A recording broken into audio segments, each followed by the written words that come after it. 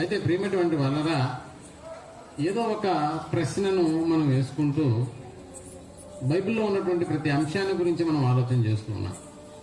ఏదో సమయం దొరికింది కదా, ఇంతమంది కూర్చున్నారు వింటున్నారు అని ఏదో ఒక కథ చెప్పేసి మిమ్మల్ని 2-3 సార్లు పైకి లేపి మళ్ళీ కింద కూర్చొని హల్లెలూయా అని మళ్ళీ చెప్పేటటువంటి వాక్యాల్లో ఏదన్నా తలంపు నాకు రాకపోతే మధ్యలో ఒక పాట ఎత్తుకొని అలా చెప్పి పంపించేటటువంటి పద్ధతి అయితే ఇక్కడ ఉండదు. దేవుడు మీ దగ్గర ఒక బైబిల్ ఉంచాడు, నా దగ్గర కూడా ఒక బైబిల్ ఉంచాడు. కాబట్టి విజ్ఞానాన్ని నేర్చుకునేటటువంటి వాళ్ళకి నేర్చుకునేంత విజ్ఞానం దేవుడు బైబిల్ గ్రంథంలో మన కొరకు రాయించాడు. అందులో భాగంగానే ఒక ప్రశ్నను మన ముందు ఉంచుకున్నాం. ఆ ప్రశ్నకు తగినటువంటి విషయాలను దేవుడు ఎలాంటి విషయాలను అక్కడ రాయించాడనేటటువంటి విషయాల గురించి చక్కగా మనం ఆలోచించాలి. మనకు తెలుసు మనిషి సందేహం ఏంటి, సందేహం మనిషికి ఉన్నటువంటి సందేహం. నిజంగా చెప్పాలంటే మనిషికి ఉన్నన్ని సందేహాలు మరి ఎవరికి ఈ లోకంలో జీవి అనేటటువంటి వాళ్ళకు ఉండవు. అంతటి సందేహాలు ఉన్నాయంటే అవును.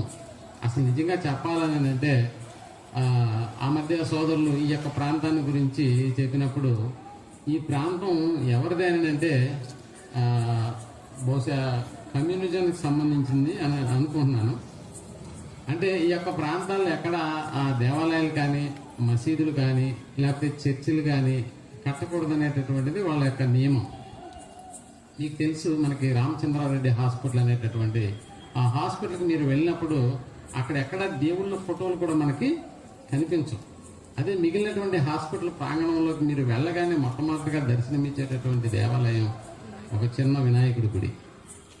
అంటే ఏంటి, ఇక్కడేమో దేవుళ్ళ ఫోటోలు ఉన్నాయి, దేవాలయాలు ఉన్నాయి, మరి అక్కడికి వెళ్తే అక్కడ ఏమి ఉండట్లేదు అని అంటే వాళ్ళ యొక్క ఆలోచనలోకి వెళ్ళి మనం ఆలోచించగలిగితే అసలు దేవుడు అనేటటువంటి ఆయనే లేడు అనేటటువంటి కాన్సెప్ట్. ఏ దేవుడైనా పర్లేదు, అలాంటి ఆయన లేడు. కాబట్టి ఈ యొక్క ప్రాంతంలో ఒక చర్చి నిర్మాణం జరిగిన, ఒక మసీదుకు సంబంధించిన నిర్మాణం జరిగిన అవి దేవుళ్లకు సంబంధించినవి. కాబట్టి ఈ యొక్క ప్రాంతాల్లో వాటి యొక్క నిర్మాణం నిషేధితమైనటువంటిదిగా ప్రారంభంలో ఉండింది. ఆ తర్వాత ఏదో కొంతమంది పెద్దల దయ వల్ల ఇలాంటి నిర్మాణాలు, ఇలా చర్చి నిర్మాణాలు కావచ్చు, మసీదు నిర్మాణాలు కావచ్చు, అలాగే దేవాలయ నిర్మాణాలు కావచ్చు, ఈ యొక్క ప్రాంతంలో అవి చోటు చేసుకున్నాయి.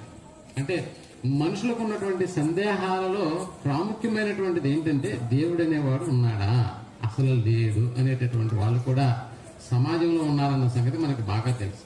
అయితే ప్రియమైనటువంటి వాళ్ళరా, దేవుని గురించి తెలుసుకోవాలి అనేటటువంటి ఆలోచన మనుషులలో ప్రారంభ కాలం నుంచి మనం ఆలోచన చేస్తే ఆయన గురించి తెలుసుకోవాలనుకునేటటువంటి వాళ్ళు, దేవునిలో లీనమైపోవాలనుకునేటటువంటి వాళ్ళు ఆ మధ్య హిమాలయాలు కూడా వెళ్ళినటువంటి వాళ్ళు కూడా ఉన్నారు.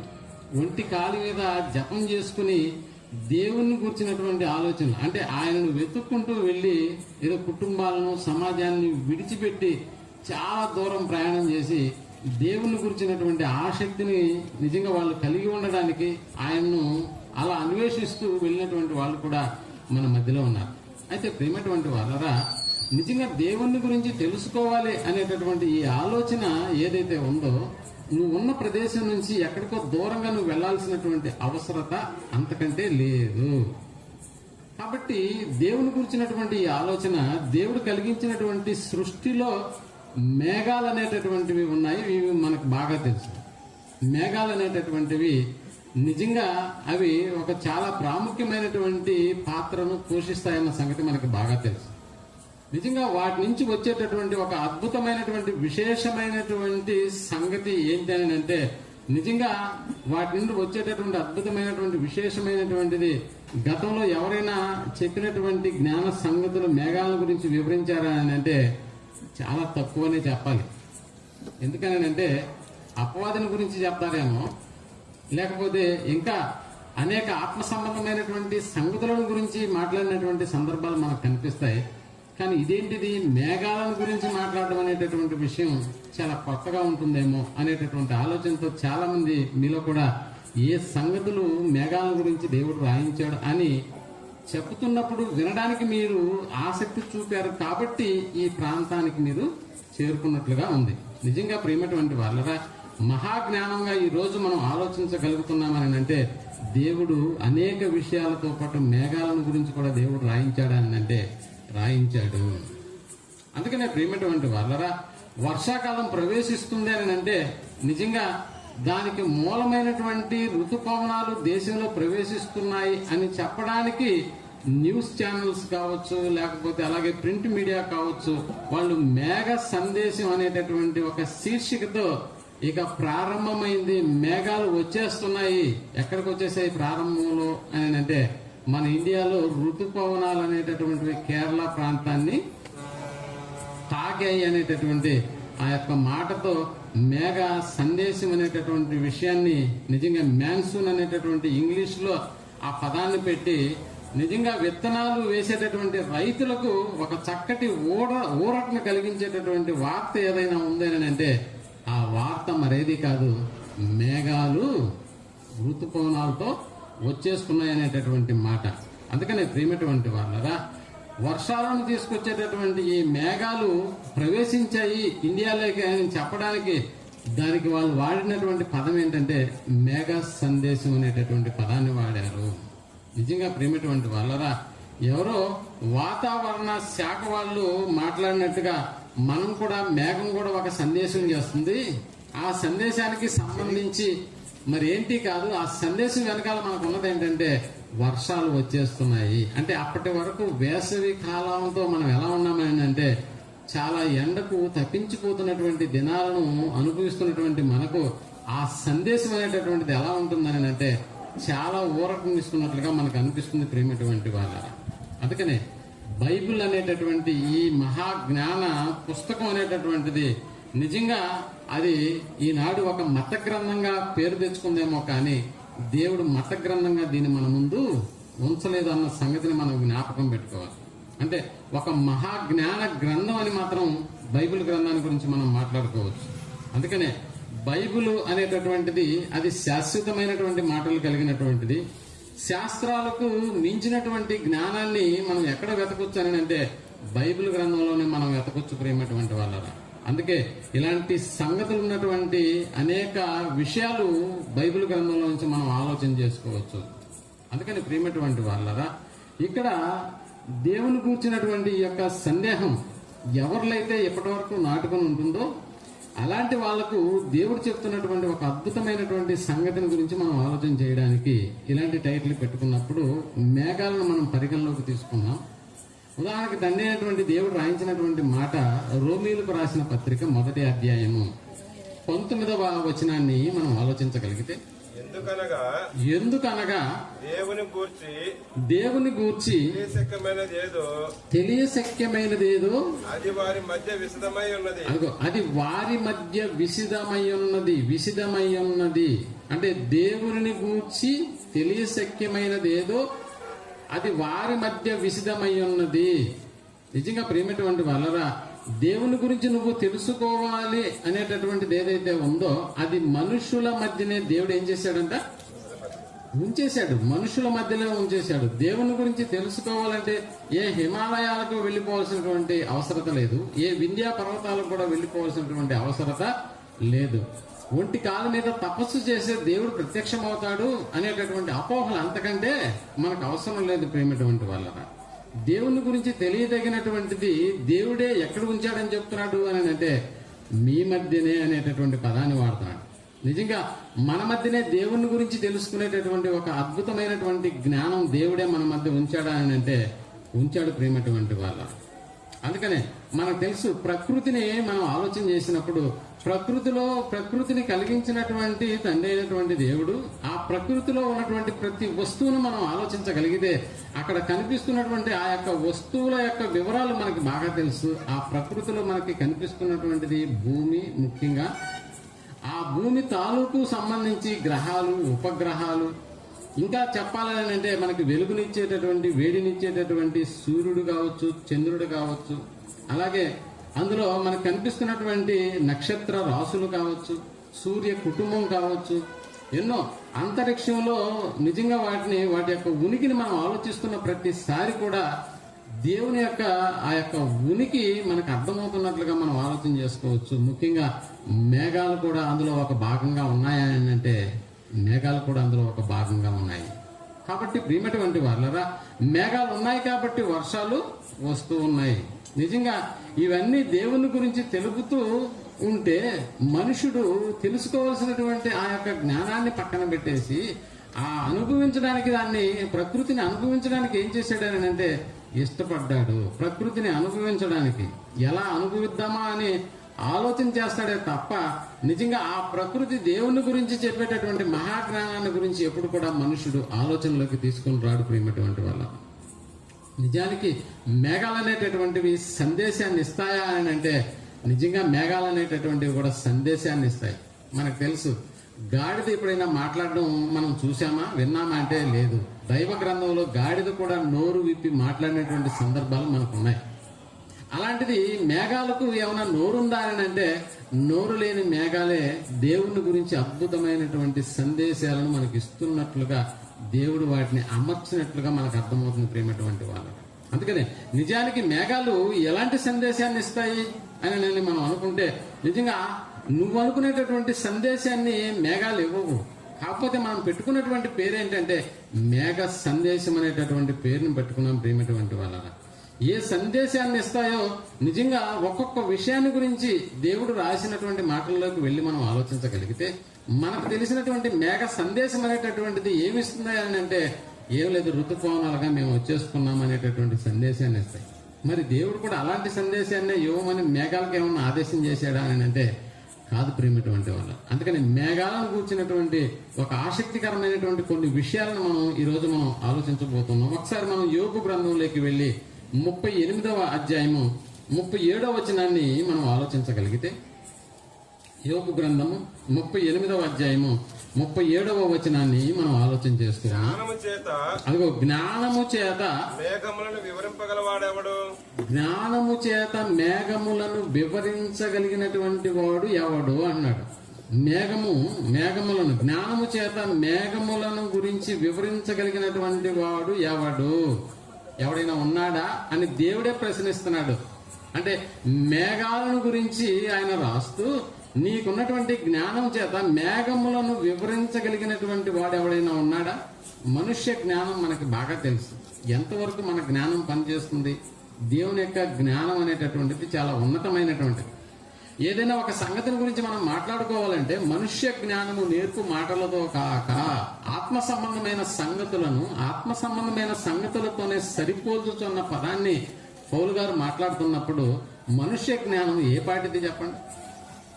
కాబట్టి మనకున్నటువంటి జ్ఞానంతో మనుషులు ఎవరైనా మేఘాల గురించి వివరించారా అని అంటే మనకు తెలుసు. ప్రియమైనటువంటి వాళ్ళరా, మేఘాలు అనేటటువంటివి ఈ జ్ఞానంతోనే అనేకమైనటువంటి వాటితో మనుషుడికి ఉన్నటువంటి జ్ఞానంతో చాలా వాటిని పరిశోధనలోకి తీసుకొచ్చుకున్నాడు, చాలా వాటిని పరిశోధనలోకి తెచ్చుకున్నాడు అని.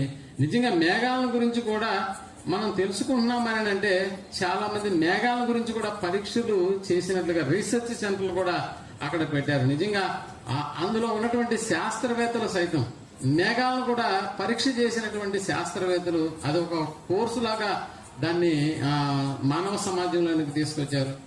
మేఘాల గురించి అధ్యయనం చేసేటటువంటి ఒక రీసెర్చ్ సెంటర్లు అనేటటువంటివి నిజంగా ఈరోజు ప్రపంచంలోకి అవి వచ్చేసాయి. ప్రేమటువంటి వాళ్ళు, దాన్ని బట్టి మేఘాలను గురించి ఆ సైంటిస్టులు లేకపోతే శాస్త్రవేత్తలు ఏమైనా వివరిస్తారా అని అంటే నిజంగా వాళ్ళు వివరించేటటువంటి ఆ యొక్క విధానం ఎలా ఉందో మనం ఆలోచించగలిగితే, అందుకే మేఘములను వివరించగలిగినటువంటి వాడు ఎవడంటే ఎవడైనా మేఘాలను గురించి వివరిస్తే అది సరైనటువంటి వివరణ కాదని దేవుడే చెప్తున్నాడు.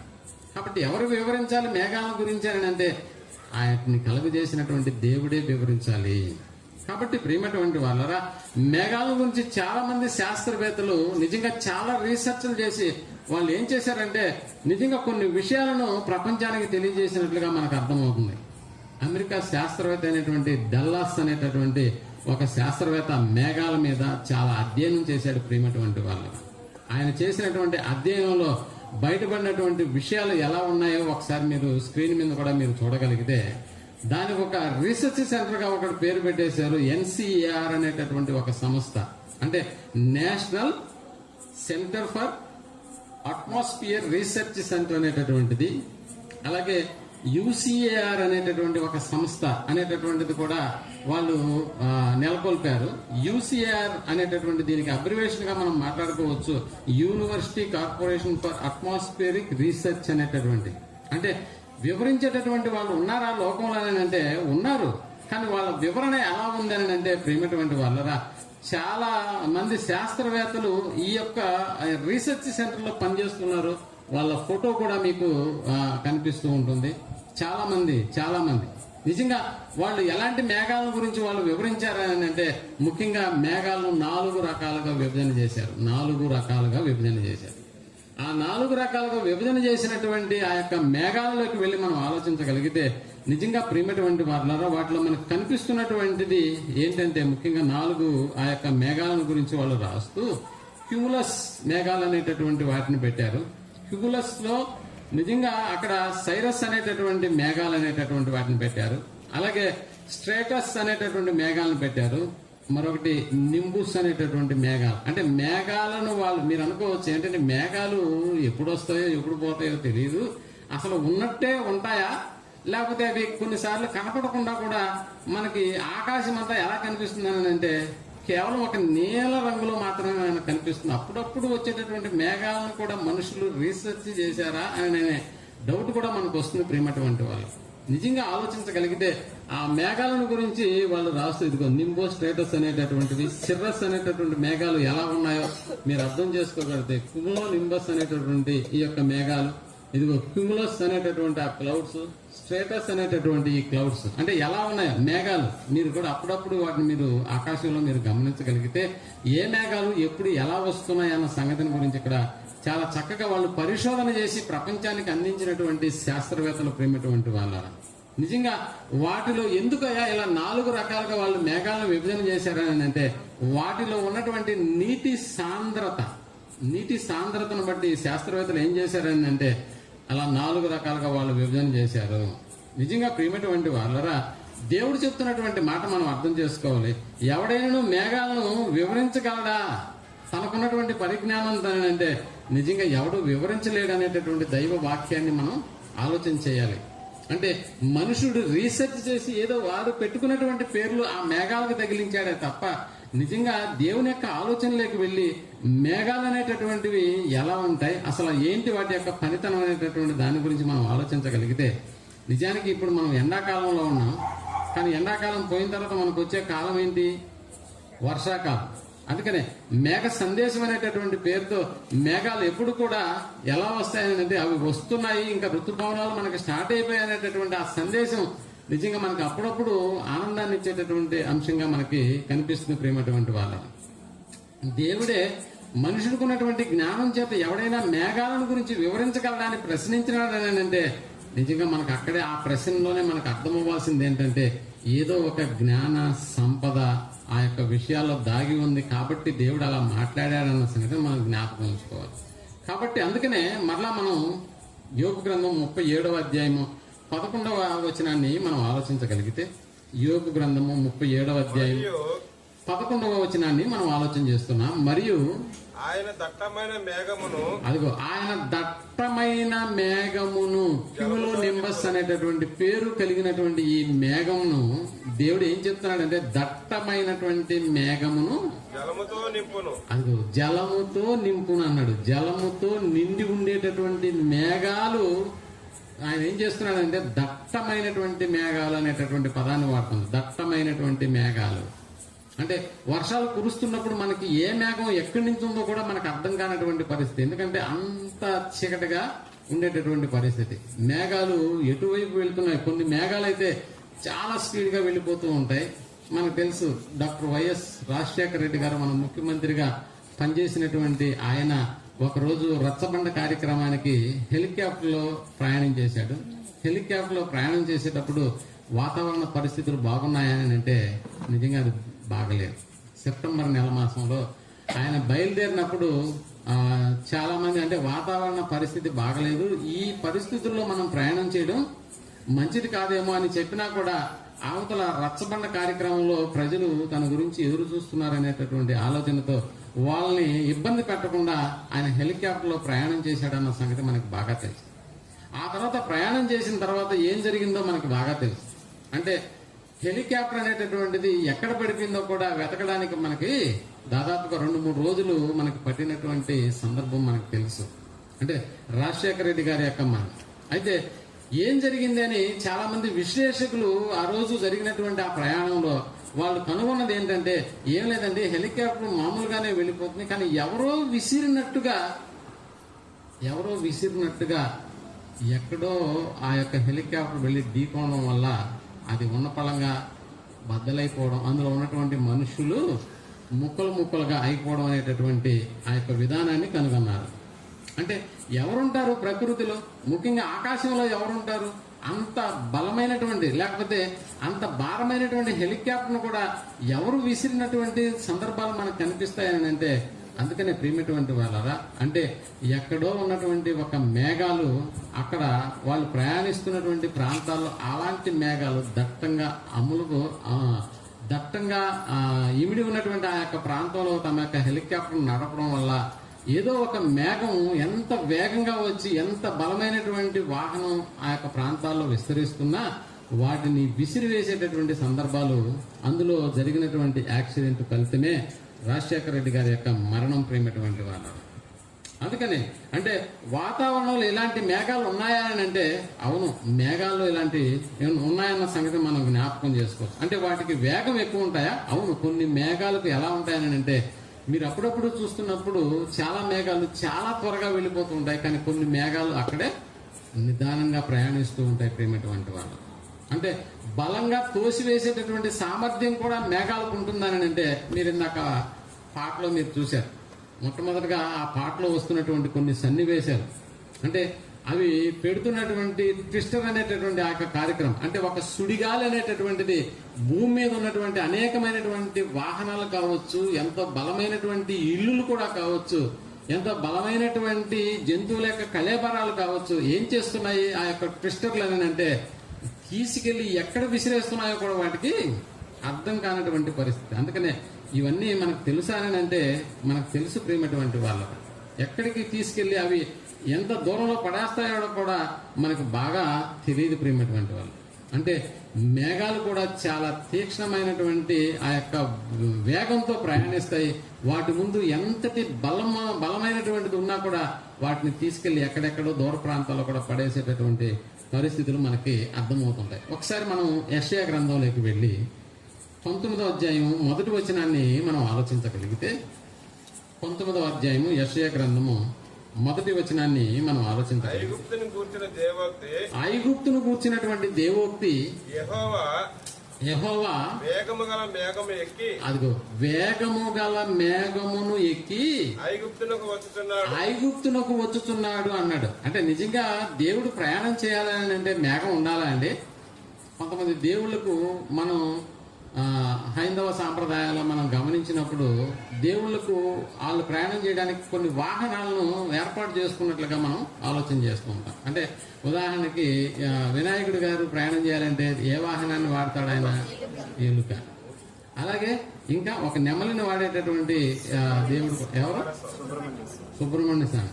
అలాగే దున్నపోతునికి వచ్చే ఆయన చూసారా? అంటే ఒక్కొక్క వాహనం అనేటటువంటిది వాళ్ళకి ఎలాగైతే ఉపయోగపడుతుందో, దేవుడు చెప్తున్నటువంటి మాటలో నిజంగా చాలా అద్భుతమైనటువంటి ఆ యొక్క ప్రక్రియ. ఆయన ప్రయాణం చేయడానికి దేన్ని ఎన్నుకుంటున్నాడు అని అంటే, వేగము గల మేఘము అని అన్నాడు. అందుకనే ప్రేమటువంటి వాళ్ళరా, శాస్త్రవేత్తలు కూడా ఈనాడు వివరించక ముందే బైబిల్ ఎప్పుడో వాటిని గురించి రాసినట్లుగా మనం ఆలోచన చేయొచ్చు. అందుకనే మరొక మేఘాన్ని గురించి కూడా మనం ఆలోచించగలిగితే, యోబు గ్రంథంలోకి వెళ్లి 26వ అధ్యాయము 7వ వచనాన్ని మనం ఆలోచించగలిగితే, యోబు గ్రంథము 26వ అధ్యాయము 7వ వచనాన్ని మనం ఆలోచించగలిగితే, శూన్య మండలము అన్నాడు. శూన్య మండలము పైన ఉత్తర దిక్కునున్న ఆకాశ విశాల ఆకాశ విశాలము అన్నాడు. ఆకాశ విశాలము ఆయన పరిచయం. ఆయన పరిచయం అన్నాడు. అంటే శూన్య మండలము పైన ఏముందని అంటే భూ వాతావరణ పరిమాణాలు మనం ఆలోచించగలిగితే ప్రియమైనటువంటి వాళ్ళరా, భూ యొక్క పరిధిని దాటి నేరుగా మనం పైకి వెళ్ళామని అంటే భూ యొక్క పరిధిలో ఏమీ ఉండదు అనేటువంటి విషయాన్ని మనం ఆలోచన చేసుకోవచ్చు. అంటే శూన్యము క్రింద మేఘములను దేవుడు ఏం చేశాడనంట, మళ్ళా చదవండి 7వ అధ్యాయం తర్వాత. శూన్య మండలము పైన ఉత్తర దిక్కునున్న ఆకాశ విశాలమును ఆయన పరచెను. శూన్యము పైన భూమిని అదిగో శూన్యము పైన భూమిని వేలాడదీసింది. అంటే భూమి ఎక్కడుంది అని అంటే మనకు తెలుసు శూన్యంలో ఉంది. అంటే భూమికి పైన ఏముంది, భూమికి కింద ఏమి లేదు, కానీ భూమి మాత్రం ఎక్కడుందని అంటే శూన్యములో వేలాడదీయబడతా ఉంది అనేటటువంటి పదాన్ని. నిజంగా అలాంటి శూన్యంలో భూమి వేలాడదీయబడతా ఉందా అనేటటువంటి ఆలోచన మనకు వచ్చినప్పుడు చాలా వింతగా అనిపిస్తుంది కదా. ఎందుకంటే ఇది భూమి అనేటటువంటిది తన చుట్టూ తాను తిరుగుతూ సూర్యుని చుట్టూ తిరుగుతుంది. ఎక్కడ అంటే శూన్యంలోనే ప్రియమైనటువంటి వారు, శూన్యంలోనే. అంటే దానికి ఆధారం ఏది లేదా అని అంటే ఏది లేదు.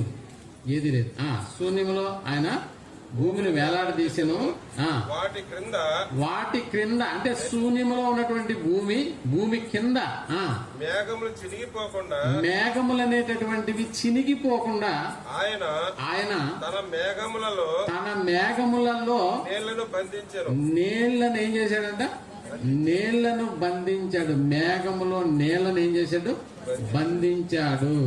అంటే వాటిపైన కొన్ని మేఘాలు, వాటిపైన ఆయన సింహాన్. అంటే ఆ మేఘాలలో ఎందుకు నీళ్లను బంధించాడు అని చెబుతూ దాని మీద మేఘమును వ్యాపింపజేసి ఆయన అదిగో తన సింహాసనపు కాంతిని మరుగుపరిచాడు. అంటే దేవుని యొక్క సింహాసనపు కాంతి మిగతా చోట్ల ప్రయాణం చేయకుండా ఉండడానికి ఆయన సింహాసనపు కాంతికి అడ్డు పెట్టినటువంటివి ఏంటి అని అంటే మేఘాలు. ఆ మేఘాల్లో ఉన్నటువంటి నీళ్లు. అందుకని ప్రియమైనటువంటి వాళ్ళరా, ఆకాశపు అంచును మనం చూసినప్పుడు మీరు ఇప్పుడు రాత్రి కాబట్టి మీకు ఆకాశం పెద్దగా కనిపించకపోవచ్చు, బట్ అలాగే నిద్ర లేచిన తర్వాత మీరు ఆకాశపు అంచును మీరు చూసినట్లయితే అది ఎలా ఉంటుందని అంటే నీలం రంగులో మీకు కనిపిస్తుంది. మేఘాలు ఏవి కనపడినప్పుడు ఆకాశపు అంచు ఎలా ఉంటుందో మీరు బాగా గమనించండి. ఎలా ఉంటుంది ఆకాశపు అంచు? చాలా నీలం రంగులో ఉంటుంది ప్రియమైనటువంటి వాళ్ళ. ఆకాశపు అంచు నీలం రంగులో ఉన్నట్లయితే నిజంగా ఆ నీలపు రంగులో ఉన్నదంతా ఏంటో మీకు అర్థమైందా? ఇప్పుడు అందులో ఉన్నటువంటివి జలము విస్తారమైనటువంటి జలములు ఉన్నాయి కాబట్టి అవి నీలంగా మనకి కనిపిస్తూ ఉన్నాయి ప్రియమైనటువంటి వాళ్ళ. ఇందాక మనం పాటలో మనం చూసాం కదా, పాటలో మనం చూసినప్పుడు నోవహు జలప్రళయానికి ముందు జరిగినటువంటి సంగతి మనం బాగా అర్థం చేసుకోగలిగితే దాదాపుగా 1996 సంవత్సరంలో ఈనాడు అనేటటువంటి పత్రికలో ఒక శీర్షిక అనేటటువంటిది వచ్చేది. ఆ శీర్షిక ఎడిటర్ రాసేవాళ్ళు. ఆ రాసేటటువంటి శీర్షికలో నిజంగా ఆ 96 సంవత్సరంలో వాళ్ళు ఏమని ప్రకటించారని అంటే ఆ దినపత్రికలో టూకీగా అనేటటువంటి ఆ శీర్షికలో వారు రాసింది ఏంటంటే ఆకాశపు గంగా అన్న పదాన్ని వాడారు. ఆకాశపు గంగా అని రాశారు. ఆకాశపు గంగా అంటే ఇప్పుడు గంగా అనేటటువంటిది నీళ్లకు సాదృశ్యంగా మనకు కనిపిస్తుంది. ఆ గంగా అనేటటువంటిది ఎక్కడుందని వాళ్ళు రాశారని అంటే ఆకాశంలో ఉంది అని.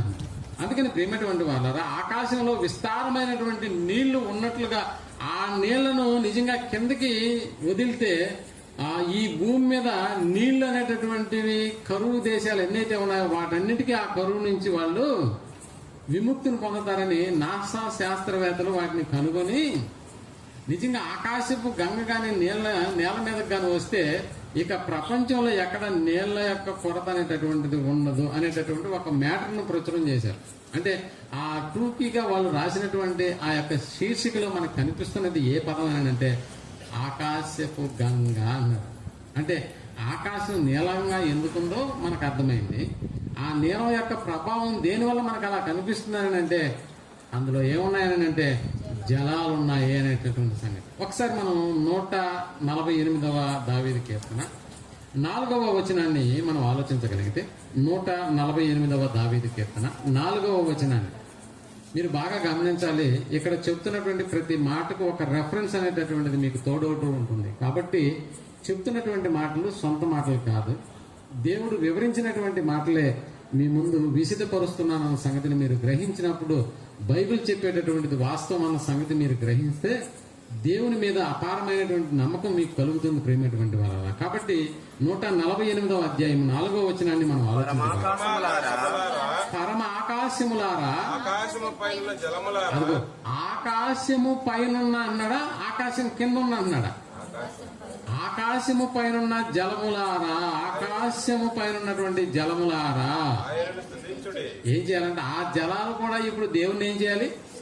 స్తుతించాలి అన్నాడు. ఆకాశము పైనటువంటి జలములారా. ఇప్పుడు మనం పాట చూసాం కదా, ఆ పాటలో నోవాహు అది వరకు చూడనటువంటి సంగతులను గురించి దేవుని చేత హెచ్చరిక చేయబడినటువంటి వాడై తన అందరి కొరకు ఒక ఓడను దేవుడు సిద్ధం చేయమన్నట్లుగా మనకు అక్కడ ఆయన కూర్చున్నటువంటి వాగ్దానంలో మనకు కనిపిస్తుంది. ఎందుకంటే నోవాహు, నువ్వు ఈ తరంలో నీతిమంతుడువు కాబట్టి అందరూ రక్షణ పొందడానికి కావలసినటువంటి ఓడను నువ్వు నిర్మించు అన్నప్పుడు దాదాపుగా ఆ ఓడ యొక్క నిర్మాణం 120 సంవత్సరాలు పట్టిందన్న సంగతి మనకు బాగా తెలుసు.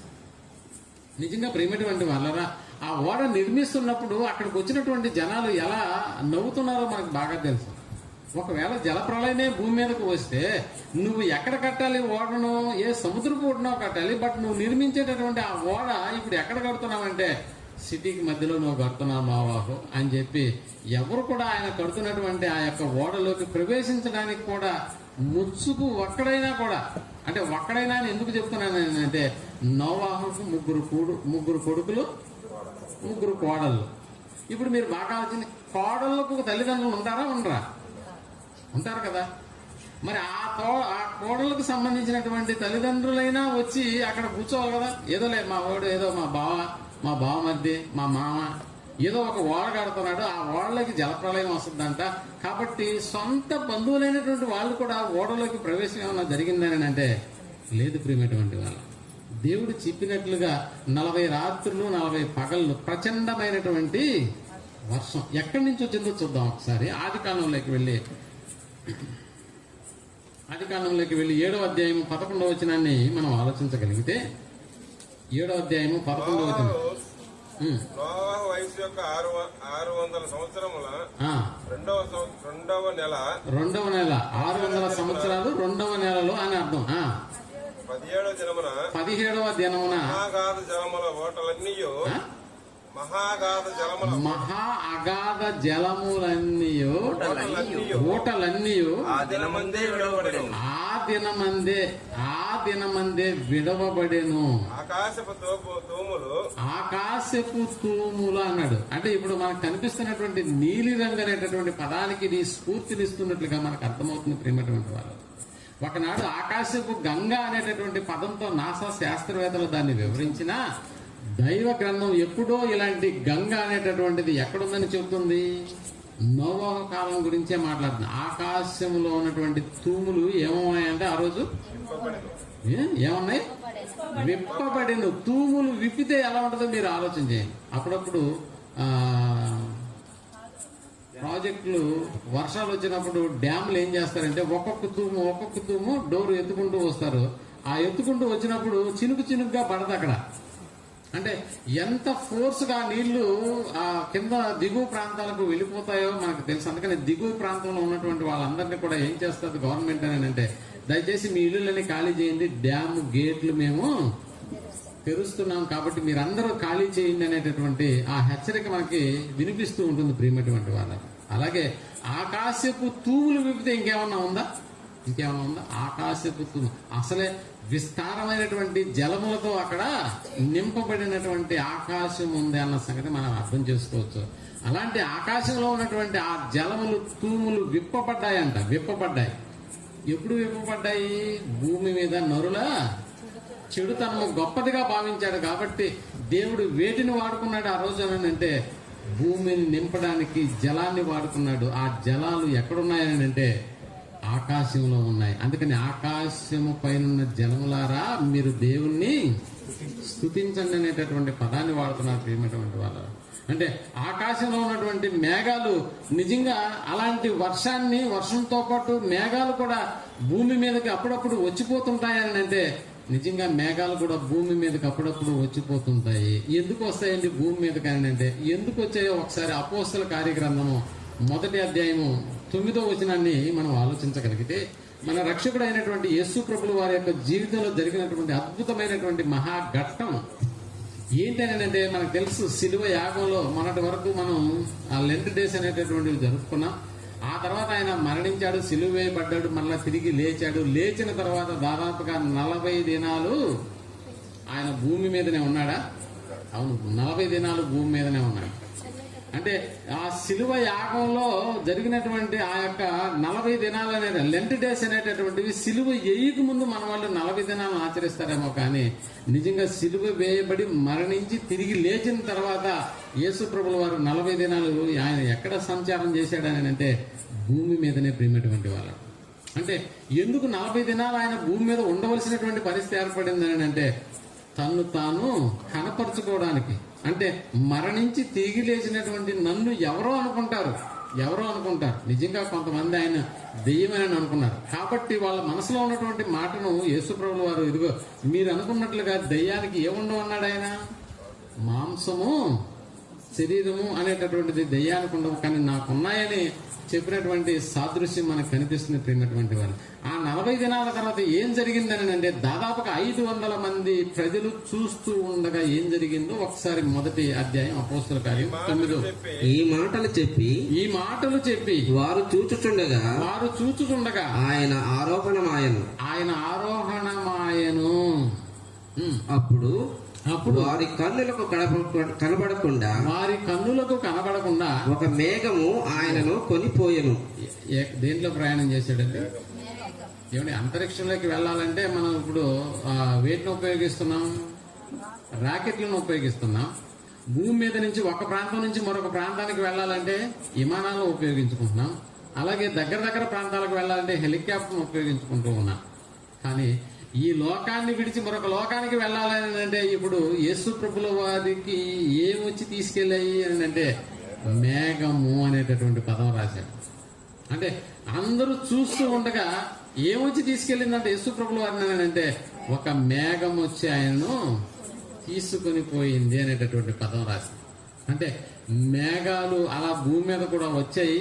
దేవుని యొక్క కార్యక్రమంలో దేవుని యొక్క ఉద్దేశాలు నెరవేర్చినటువంటి యేసు ప్రభుల వారిని సైతం మేఘాలు తీసుకెళ్లాయి అనేటటువంటి ఒక మేఘము దిగి వచ్చింది. ఆ మేఘంలో ఆయన ఆరోహణమైనాడు అనేటటువంటి పదాన్ని రాశాడు ప్రియమైనటువంటి వారు. 10వ వచనంలో చెబుతూ ఆ ఇద్దరు మనుషులు ఆయన వెళుచు ఉండగా వారు ఆకాశం వైపు తేరి చూచుచుండేది. ఆకాశం అంటే ఎక్కడికి వెళ్తున్నాడు ఈయన? మేఘం ఎక్కడికి తీసుకెళ్తుంది అని ఆకాశం వైపు తేరు చూస్తూ ఉన్నప్పుడు ఇదిగో తెల్లని వస్త్రములు ధరించుకుని ఇద్దరు మనుషులు వారి యొద్ద నిలిచి గలిలయ మనుషులారా మీరెందుకు నిలిచి ఆకాశం వైపు చూచుచున్నారు? ఆకాశం వైపు చూస్తున్నారు. మేఘం కొనిపోయింది, అది వేరే సంగతి. కానీ ఇంకా ఎందుకు మీరు నిలబడి ఉన్నారు అని ఒక సందర్భాన్ని గురించి చెప్తున్నారు. మీ యొద్ద నుండి పరలోకమునకు చేర్చుకొనబడిన అంటే భూలోకం నుంచి ఆయన ప్రయాణం ఎక్కడికి సాగింది? పరలోకానికి తీసుకెళ్లేటటువంటి సాధనం ఏంటి యేసు ప్రభుల వారిని అంటే అది ఒక మేఘము అన్న సంగతిని రాయించాడు ప్రియమైనటువంటి వారు.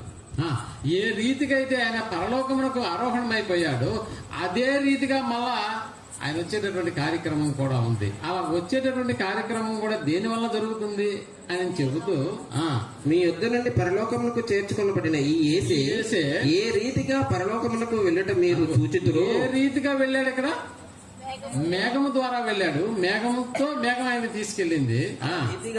ఆ రీతిగానే ఆయన తిరిగి వచ్చనని వారితో చెప్పి మరలా ఆయన వచ్చేటటువంటి కార్యక్రమం కూడా ఇప్పుడు దేనికి అప్పగించబడింది అని అంటే మరలా మేఘముతోనే. ఒకసారి మనం ప్రకటన గ్రంథము 1వ అధ్యాయం 7వ వచనాన్ని కూడా మనం ఆలోచించగలిగితే ప్రకటన గ్రంథము 1వ అధ్యాయం 7వ వచనాన్ని కూడా మనం ఆలోచించగలం. ఇదిగో ఆయన మేఘారుడై వచ్చుచున్నాడు. ఇదిగో ఆయన మేఘారుడై వచ్చుచున్నాడు.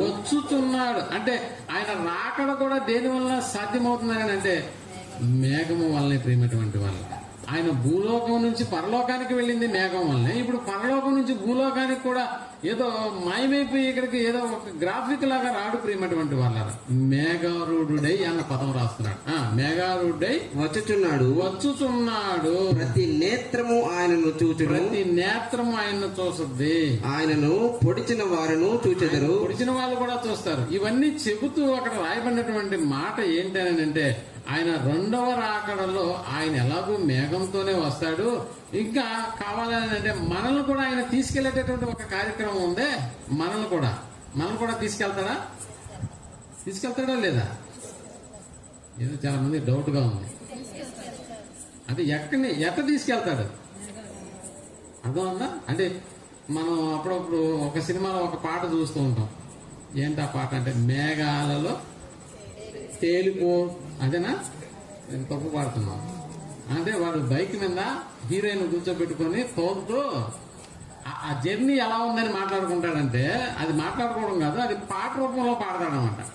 అంటే ఆయన ఎంచుకున్నటువంటి ఆ బుల్లెట్ లేకపోతే ఆ మోటార్ సైకిల్ వెనకాల కూర్చున్నటువంటి హీరోయిన్ ఉద్దేశించి ఆయన మాట్లాడుతూ పాడుతూ ఆ పాట అయ్యేంత వరకు ఆ జర్నీయే చూపిస్తూ ఉంటారు మనకి. అంటే ఆ రైడింగ్ ఎలా ఉందని అతను తన అధ్వర్ణంలో ఎలా చెప్తున్నాడు మనకని అంటే అది మేఘాల్లో తేలిపోతున్నట్టుందంట. నిజంగా మేఘాల్లో తేలిపోయేటటువంటి కార్యక్రమమే దేవుడు మనకు అనుగ్రహిస్తున్నటువంటి కార్యక్రమం. పోయినటువంటి వాళ్ళ ఏదో ఒక పాటను ఉద్దేశించి ఒక బైక్ లో కూర్చొని మనం ప్రయాణం చేస్తున్నప్పుడు ఆ అనుభవం నీకు రాదు. నీకు వచ్చేటటువంటి అనుభవం స్కూటర్లో లేకపోతే బైక్ లో ప్రయాణిస్తున్నటువంటి అనుభవం ఉంటుంది తప్ప మేఘాలలో ప్రయాణించేటటువంటి అనుభవం నిజంగా. ఒకసారి మనం దశలోనికి రాసిన మొదటి పత్రిక 4వ అధ్యాయము 17వ వచనాన్ని మనం ఆలోచించగలిగితే, దశలోనికి రాసిన మొదటి పత్రిక 4వ అధ్యాయం 17వ వచనం. ఆ మీదట సజీవులమై నిలిచియుండు. అదిగో సజీవులమై నిలిచియుండు. అంటే ఆయన మేఘారుడై వచ్చినప్పుడు ఆ మీదట సజీవులమై నిలిచియుండు. మనము వారితో కూడా ఏకముగా ప్రభువును ఎదుర్కొనుటకు ఆకాశ మండలమునకు మేఘముల మీద కొనిపోబడుదుము. ఆకాశ మండలమునకు మేఘముల మీద అన్నాడా? మేఘముల మీద కొనిపోబడుదుము. ప్రియమైనటువంటి వాళ్ళరా, మనకు తెలిసినటువంటి మేఘాల యొక్క పరిజ్ఞానం మనకు తెలిసినంత వరకు ఎలా ఉంటుందని అంటే, ఏమంటే మేఘం అంటే ఏమి లేదండి, అది ఒక వాయువు, లేకపోతే అది ఒక ఆవిరి అనేటటువంటి పదాన్ని మనం వాడుతూ ఉంటాం. ప్రియమైనటువంటి వారు అంటే మేఘాల గురించి మనకు తెలిసినటువంటి పరిజ్ఞానాన్ని మనం ఆలోచించగలిగితే అది ఒక ఆవిరి లేండి, లేకపోతే అది ఒక వాయువు అనేటటువంటి పదాన్ని మనం వాడుకుంటూ ఉంటాం. ప్రియమైనటువంటి వాళ్ళు లేకపోతే మేఘాల మీద మనుషుల శరీరాలు ఎలా వెళ్తాయి అనేటటువంటి మనం ఆలోచన చేస్తాం. ప్రియమైనటువంటి అందుకనే శాస్త్రాలకు అందనటువంటి విషయాలను ఏ గ్రంథం మనకు తెలియజేస్తుందని అంటే దైవ గ్రంథమైనటువంటి బైబిల్ గ్రంథం. ప్రియమైనటువంటి వాళ్ళ నిజంగా ఆలోచన చేస్తే రాజశేఖర రెడ్డి గారు ప్రయాణం చేస్తున్నటువంటి ఒక హెలికాప్టర్ కూడా అది విసురుగా ఒక కిందకి తోసివేయబడింది అనేటటువంటి ఆ యొక్క రీసెర్చ్ లో వాళ్ళు కనుగొన్నప్పుడు నిజంగా అంతటి ప్రత్యేకమైనటువంటి మేఘాలు కూడా ఉన్నాయని అంటే ఉన్నాయి. అవి ట్విస్టర్ లాంటివి. మనకు తెలిసి ఎంత సుడిగాలి వేగంతో అవి తిరుగుతున్నాయి అనేటటువంటి విషయాన్ని కూడా మనం ఆలోచన చేయగలిగితే, అందుకనే దేవుడు తన జ్ఞానం చేత ఎవడైనా మేఘాల గురించి వివరించగలడా అనేటటువంటి ప్రశ్న వేశాడని అంటే ప్రియమైనటువంటి వాళ్ళరా మేఘాలను కూర్చున్నటువంటి పరిజ్ఞానం చాలానే ఉందన్న సంగతి మనకు తెలియజేస్తూ ఉన్నాడు. ఒకసారి మళ్ళా యోగు గ్రంథంలోకి వెళ్ళి 37వ అధ్యాయము 12వ వచనాన్ని మనం ఆలోచించగలిగితే, యోగు గ్రంథము 37వ అధ్యాయము 12వ వచనాన్ని మనం ఆలోచించగలిగితే, ఆయన వలన అంటే దేవుని వలన నడిపింపబడినవై నరులకు నివాస యోగ్యమైన భూగోళము మీద, అదిగో నరులకు నివాస యోగ్యమైన భూగోళము మీద మెరుపును మేఘములను సంచారము చేయును. ఏమంటే ఆ మధ్య చాలా మంది నెప్ట్యూన్, ప్లూటో, బృహస్పతి అనేటటువంటి ఈ యొక్క గ్రహాల మీద కూడా ఎన్నో మానవరహిత రాకెట్లను పంపించినప్పుడు కూడా వాళ్ళు పరిశోధన దేని మీద జరిగిందని అంటే నీటి జాడలు ఉన్నాయనేటటువంటి ఆలోచన మీద జరిగింది. నిజంగా ఎన్ని కోట్ల రూపాయలు అక్కడ ఖర్చు పెట్టినా కూడా వాళ్ళకి అందినటువంటి రిజల్ట్ ఏంటనంటే నీటి జాడ అక్కడ లేదు. నీటి జాడ ఎక్కడున్నాయని అంటే నరులకు నివాస యోగ్యమైన భూగోళం మీద మాత్రమే. అంటే దేవుడు అలాంటి పరిస్థితిని మిగతా గ్రహాలకు ఇవ్వలేదని అంటే మిగతా గ్రహాలకు ఇవ్వలేదు ప్రేమటువంటి వాళ్ళు. అందుకనే ఆయన వలన నడిపింపబడినవి అనేటటువంటి, అంటే మేఘాలు వెళ్ళాలన్నా మేఘాలు ఆగాలన్నా కూడా ఎవరి ఆజ్ఞకు లోబడవి నడుస్తున్నాయి లేకపోతే ఆగిపోతున్నాయి అని అంటే దేవుని యొక్క ఆజ్ఞను అనుసరించి. అందుకని ఆయన వలన నడిపింపబడినవై అనేటటువంటి పదాన్ని వాడుతున్నాడు ప్రేమటువంటి వాళ్ళ. అంటే మనకు తెలుసు ఒక క్యూబిక్ మీటర్ అంటారు, వాటిని కొలిచేటటువంటి వ్యాసార్థం. ఒక క్యూబిక్ మీటర్లో ఆ యొక్క వ్యాసార్థంలో దేవుడు మేఘాల్లో ఎలా నీటిని నింపుతాడు అనేటటువంటి విషయాన్ని కూడా చాలా మంది పరిశోధన చేశారు. నిజంగా 1 గ్రాము వాటర్ అని, 1 గ్రాము వాటర్, 1 గ్రామ్ అంటే ఎంత ఉంటుందో మీకు తెలుసు. బంగారు కొనేప్పుడు మీరు బాగా దేని గురించి చూస్తారని అంటే ఆ మధ్య బంగారు కొనేదానికి వెళ్ళినప్పుడు ఒక తక్కిడ మీకు తెలుసు, బంగారు చూసేటటువంటి తక్కిడ 4 పక్కల గాజు క్లోజ్ లో ఉంటుంది అనమాట. అప్పుడు అడిగాను, ఎందుకు అలా మీరు మామూలుగా తక్కిడ అనేది ఓపెన్ గా ఉంటుంది కదా, మీరు ఎందుకు దాన్ని ఒక ప్రత్యేకమైనటువంటి బందికానాలు బిగించారు అని అంటే ఏం లేదండి, గాలి కూడా వెళ్ళి అంటే గాలికి ఒకవేళ ఎంత బరువు ఉంటుంది మీరు ఆలోచన చేయండి. అంటే గాలి కూడా దూరనటువంటి ప్రాంతాల్లో బంగారాన్ని బరువు చూస్తారనమాట. అంటే 1 గ్రాము తేడా వచ్చినా కూడా ఏమైపోతుందని అంటే రేటు పెరిగిపోతుంది, లేకపోతే రేటు అమ్మేవాడికి ఏమో రేటు తగ్గిపోతుంది, కొనేవాడికి రేటు పెరిగిపోతుంది అనేటటువంటి ఆలోచనతో ప్రేమ. అందుకనే 1 క్యూబిక్ మీటర్ వ్యాసార్థంలో నిజంగా ఆ మేఘాల్లో 1 గ్రాము వాటర్ అనేటటువంటిది ఉంటుందన్న సంగతి మనం జ్ఞాపకం చేసుకోవాలి. అందుకనే గాలికి బరువు ఉంటుందనేటటువంటి విషయాన్ని కూడా ఒక శాస్త్రవేత్త మనకి రాశాడు. గాలికి బరువు ఉంటుందా అనడానికి ఆయన ప్రయోగం చేశాడు. ఒక బెలూన్లో గాలిని ఊదాడు, మరొక బెలూన్ గాలి లేకుండా త్రాసు కట్టాడు. నిజంగా అలా కట్టినప్పుడు ఆ బరువు ఉన్నటువంటి అంటే గాలితో నింపబడినటువంటి ఆ యొక్క బెలూన్ ఏమైంది అని అంటే అలా కిందకు వంగింది. గాలి లేనటువంటి బెలూన్ ఏమైపోయింది అని అంటే పైకి వెళ్ళిపోయింది. పైకి వెళ్తుందా కిందకి వెళ్తుందా? పైకి. అంటే దీన్ని బట్టి మనకు ఏమర్థమవుతున్నాయని అంటే ప్రేమటువంటి వాళ్ళరా, గాలిలో కూడా తేడాలు ఉన్నాయంటే అవును, గాలిలో కూడా తడి గాలి అంటే తేమ గాలి ఉంటుంది, పొడి గాలి కూడా ఉంటుంది. మనకు తెలుసు, మన ఇంట్లో కూడా అప్పుడప్పుడు వంట రూమ్లో మనం ఏం బిగిస్తామని అంటే ఎగ్జాస్టర్ అనేటటువంటి బిగిస్తాం. అంటే ఈ ఎగ్జాస్టర్ ఏం చేస్తుందని అంటే ఇంటిలో ఉన్నటువంటి పొడి గాలి అంతా ఏం చేస్తుంది, బయటకు పంపించేస్తుంది ప్రేమటువంటి. అంటే తడి గాలి లోపలే ఉండిపోతుంది. కాబట్టి ఇక్కడ మనం వదిలినటువంటి గాలి వేడి గాలి, కాబట్టి అది బయటికి వెళితేనే ఆ తేమతో ఉన్నటువంటి గాలి మనం పీల్చుకోవడానికి మనకు ఉపయోగపడుతుంది. నిజంగా ప్రేమటువంటి వాళ్ళరా, ఇక్కడ నిజానికి ఒక మేఘం అనేటటువంటిది తను నింపుకున్నటువంటి ఆ యొక్క క్యూబిక్ మీటర్ వ్యాసార్థంలో ఉన్నటువంటి 1 గ్రాము వాటర్ దానిగా నిజంగా మనం కొలవగలిగితే ఆ యొక్క మేఘాల్లోకి వెళ్ళి ఈ మేఘంలో ఎంత నీరు ఉందయా అనేటటువంటి విషయాన్ని మనం ఆలోచించగలిగితే ఎంత నీరుందో కూడా నువ్వు కొలవలేనటువంటి పరిస్థితి. ఎందుకు అని అంటే ఆ మేఘాలన్నీ ఒక దేశం మీద ఆవరించాయా, దేశాన్ని తడిపేంత నీళ్లు అందులో ఉంటాయి. దేశాన్ని తడిపేంత నీళ్లు. ఆ మధ్య మనకు తెలుసు దుబాయ్ దేశంలో ఏమొచ్చాయని అంటే వరదలు వచ్చాయి, వర్షం వచ్చింది, కుండపోత వర్షం.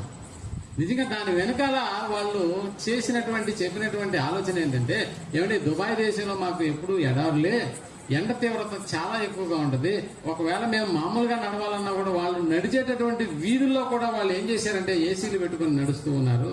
కాబట్టి అప్పుడప్పుడు వాళ్ళు చేసేటటువంటి ఆ యొక్క ప్రోగ్రామ్ ని నిజంగా ఆసక్తిగా ఆలోచన చేస్తే క్లౌడ్ సీడింగ్ అనేటటువంటి పద్ధతిని వాళ్ళు ఉపయోగిస్తారండి. క్లౌడ్ సీడింగ్ అంటే మేఘాలలోకి వెళ్ళి ఎక్కడైతే తడిసినటువంటి మేఘాలు లేకపోతే నీటితో నిండినటువంటి మేఘాలు ఉంటాయో వాటిని గుర్తించి వాటి మీద క్లౌడ్ సీడింగ్ అనేటటువంటి పద్ధతిని వాళ్ళు ఉపయోగించడం ద్వారా ఆ దేశంలో నీటితో నిండిపోయింది అని అంటే క్లౌడ్ సీడింగ్ అనేటటువంటిది దాదాపుగా 7-8 విమానాలతో క్లౌడ్ సీడింగ్ జరిగించాము. కాబట్టి మా దేశం యావత్తు ఏమైపోయిందని అంటే నీటితో నిండిపోయింది అనేటటువంటి విషయాన్ని వాళ్ళు అక్కడ ప్రెస్ మీట్ లో చెప్పినట్టుగా మనకు కనిపిస్తూ ఉంటుంది. నిజానికి ప్రియమైనటువంటి వాళ్ళరా, అంత పెద్ద మేఘాలు అంటే ఒక దేశాన్ని నీళ్లతో నింపగలిగేటటువంటి నీళ్లు అందులో ఉంటాయని అంటే, ఒక దేశాన్ని నింపగలిగేటటువంటి నీళ్లు ఉంటాయి అందులో. కేవలం ఒక గ్రామాన్ని తడిపేటటువంటి నీళ్లు కూడా ఆ యొక్క చిన్న మేఘంలో కూడా ఉంటాయన్న సంగతి. అందుకనే అంత పెద్ద మేఘాల్లో కొన్ని వేల క్యూసిక్లు అటువంటి నీరు అనేటటువంటి వాటిలో ఉంటాయని అంటే ఉంటాయి ప్రియమైనటువంటి వాళ్ళ. కాబట్టి పట్టణం అంతా ఒక్కొక్కసారి ఏమైపోతుందని అంటే తడిసిపోతూ ఉంటాయి. మనకు తెలుసు వాతావరణం అనేటటువంటిది ఈ ప్రక్రియ మొదలైతే మనం అప్పుడప్పుడు పెద్దవాళ్ళ కాలంలో వింటూ ఉంటాం, అరే ఇది సోమవారం స్టార్ట్ అయింది కాబట్టి మళ్ళీ ఈ వాన ఆగాలంటే మళ్ళా సోమవారం రావాలి. అంటే దాదాపుగా ఎడతెరిపి లేకుండా మేఘాలు వాటిలో నింపుకున్నటువంటి ఆ యొక్క వర్షాన్ని ఆ ప్రదేశం కావచ్చు, అది పట్టణం కావచ్చు, లేకపోతే ఒక దేశం కావచ్చు, ఒక రాష్ట్రం కావచ్చు, వాటన్నిటిని ఒక వారం పాటు కురిపించగలిగేటటువంటి నీటి సాంద్రత అనేటటువంటిది వాటిలో ఉంటుందా అని అంటే ఉంటుందన్న సంగతి మనం జ్ఞాపకం చేసుకోవాలి ప్రియమైనటువంటి వాళ్ళు. అందుని బట్టి మేఘాలలో నిజంగా మనం ఆలోచించగలిగితే ఎన్ని నీళ్లు ఉంటాయో ఒక్కసారి మీరు ఆలోచించేయండి. అంటే ఒక వారం రోజులు నెల్లూరు ప్రాంతాన్ని అంతా తడపగలిగేటటువంటి మేఘాలు ఒక వారం పాటు అలానే నిలిచి ఉన్నాయి నెల్లూరు పట్టణం మీద అని అంటే నిజంగా నెల్లూరులో కురిచినటువంటి వర్షాభావం వల్ల వచ్చినటువంటి వరదల వల్ల అనేటటువంటి పరిస్థితిని మనం పేపర్లో కూడా చూస్తూ ఉంటాం. నెల్లూరు మాత్రమే కదా, నెల్లూరు, చిత్తూరు, ఆ పక్కన ఉన్నటువంటి తమిళనాడులో ఎడతెరిపి కురిసేటటువంటి వరదలు, వానలు అనేటటువంటి పదాలు మనం వాడుతూ ఉంటాం. అంటే అన్ని రోజులు నీళ్లతో నింపగలిగేటటువంటి ఆ యొక్క సాంద్రత మేఘాల్లో ఉంటుందని అంటే ఉంటుంది ప్రియమైనటువంటి వాళ్ళు. అందుకని దుబాయ్ దేశం మొత్తం మీద అక్కడ కురిచినటువంటి ఆ యొక్క వానల్లో ఆ మేఘాల్లో ఉన్నటువంటి ఆ నీటి సాంద్రత ఎన్నో సంవత్సరాలుగా ఎడారితో నిండిపోయినటువంటి ఆ యొక్క ప్రాంతం ఏమైపోయింది అని అంటే నీటితో నిండిపోయింది ప్రియమైన. అందుకనే చాలా వాహనాలు కూడా అక్కడ ఉన్నటువంటి వాహనాలు చాలా ఖరీదైనటువంటివి. మనకు తెలుసు ఎంత కాస్ట్లీ అయితేనే అలాంటి వాహనాలు ఆ దేశాల్లో వాడతారు. అవన్నీ కూడా ఏమైపోయాయని అంటే నీళ్లతో కొట్టుకుని వెళ్ళిపోయాయి. ఎడారులో నివసిస్తున్నటువంటి ఒంటెలు కూడా మీరు చూసే ఉంటారు వాట్సాప్ లో వచ్చినటువంటి ఆ యొక్క దృశ్యాలు. అంటే ఒంటెలు కూడా ఏమైపోయాయని అంటే ఎడారిలో నీరు దొరకడమే చాలా కష్టం. అందుకని ఒకవేళ మనుషులు ఎవరైనా ఎడారిలో నివసించేటటువంటి వాళ్ళు నీళ్లు తాగాలని అంటే ఒంటె కడుపులో ఉన్నటువంటి నీళ్లు తాగుతారు. అంటే ఒంటిని చంచి కానీ నీళ్లు తాగరు. అంటే నీళ్లు అంత ప్రాముఖ్యతను సంతరించుకున్నటువంటి ఆ యొక్క ఎడారి ప్రాంతాల్లో కూడా ఒంటెలు సైతం ఏమైపోయాయి రోజునంటే కొట్టుకెళ్ళిపోయే ప్రేమటువంటి వాళ్ళ. అందుకని నీళ్లతో నిండినటువంటి మేఘాలు భూమి ఆకర్షణ శక్తికి నిజంగా అవి ఎలా అన్ని దినాలు ఒకే పట్టణం మీద ఉండి నీళ్లు కురిపిస్తూ ఉంటాయి. ఒకసారి మనం ఆలోచించగలిగితే మనకు బాగా తెలుసు, విమానం అనేటటువంటిది మీరు ఎప్పుడైనా ఎక్కారా? నేను కూడా ఎప్పుడు ఎక్కలేదు అనుకోండి. ఎప్పుడైనా విమానాన్ని కానీ మనం ఎక్కి ప్రయాణం చేస్తున్నప్పుడు అందులో మనకు కనిపించేది ఏంటంటే భూమిని గురించి మనకు బాగా తెలుసు. భూమికి ఆకర్షణ శక్తి అనేటటువంటిది ఉంటుంది. అందుకని ఒక ఆపిల్ చెట్టు కింద కూర్చున్నటువంటి న్యూటన్ కూడా ఒక సిద్ధాంతాన్ని ప్రతిపాదించాడు. భూమికి ఏం లేదంటే ఆకర్షణ శక్తి అనేటటువంటిది ఉంది. కాబట్టి యాపిల్ చెట్టు నుంచి వీడి ఎక్కడ పడింది అని అంటే కింద పడింది. మరి అదే ఆపిల్ ఎందుకు పైకి పోకూడదు అని అంటే ఆకాశానికి గురుత్వాకర్షణ శక్తి లేదు. కాబట్టి ఆకర్షణ శక్తి భూమికే ఉంది. కాబట్టి ఇప్పుడు భూమి మీదే ఆ పండు పడింది అనేటటువంటి దాని విషయంలో ఆయన ఎన్నో ప్రయోగాలు చేశాడు. భూమికి ఆకర్షణ శక్తి ఉందనే ప్రతిపాదన ఆయన ప్రపంచానికి వదిలాడు. అయితే నేను చెప్తున్న మాట ఏంటంటే మనం ఎప్పుడైనా విమానాలలో మనం ప్రయాణం చేస్తున్నప్పుడు విమానాలు నిజంగా భూమి నుంచి పైకి ఎగురుతాయి. అంటే న్యూటన్ చెప్పినట్లుగా యాపిల్ పండు అనేటటువంటిది పైనుంచి కిందకు పడుతుంది. ఎందుకంటే శక్తి భూమికి అలాంటిది శక్తి ఉంది, ఏ దాన్నైనా లాక్కుంటుంది. ఇప్పుడు విమానం బరువు ఎంత? యాపిల్ కాయ బరువు ఎంత? ఎన్ని రెట్లు ఎక్కువగా దాని యొక్క బరువు ఉంటుంది మీరు ఆలోచన చేయండి. విమానం బరువు ఎంత పెద్దది?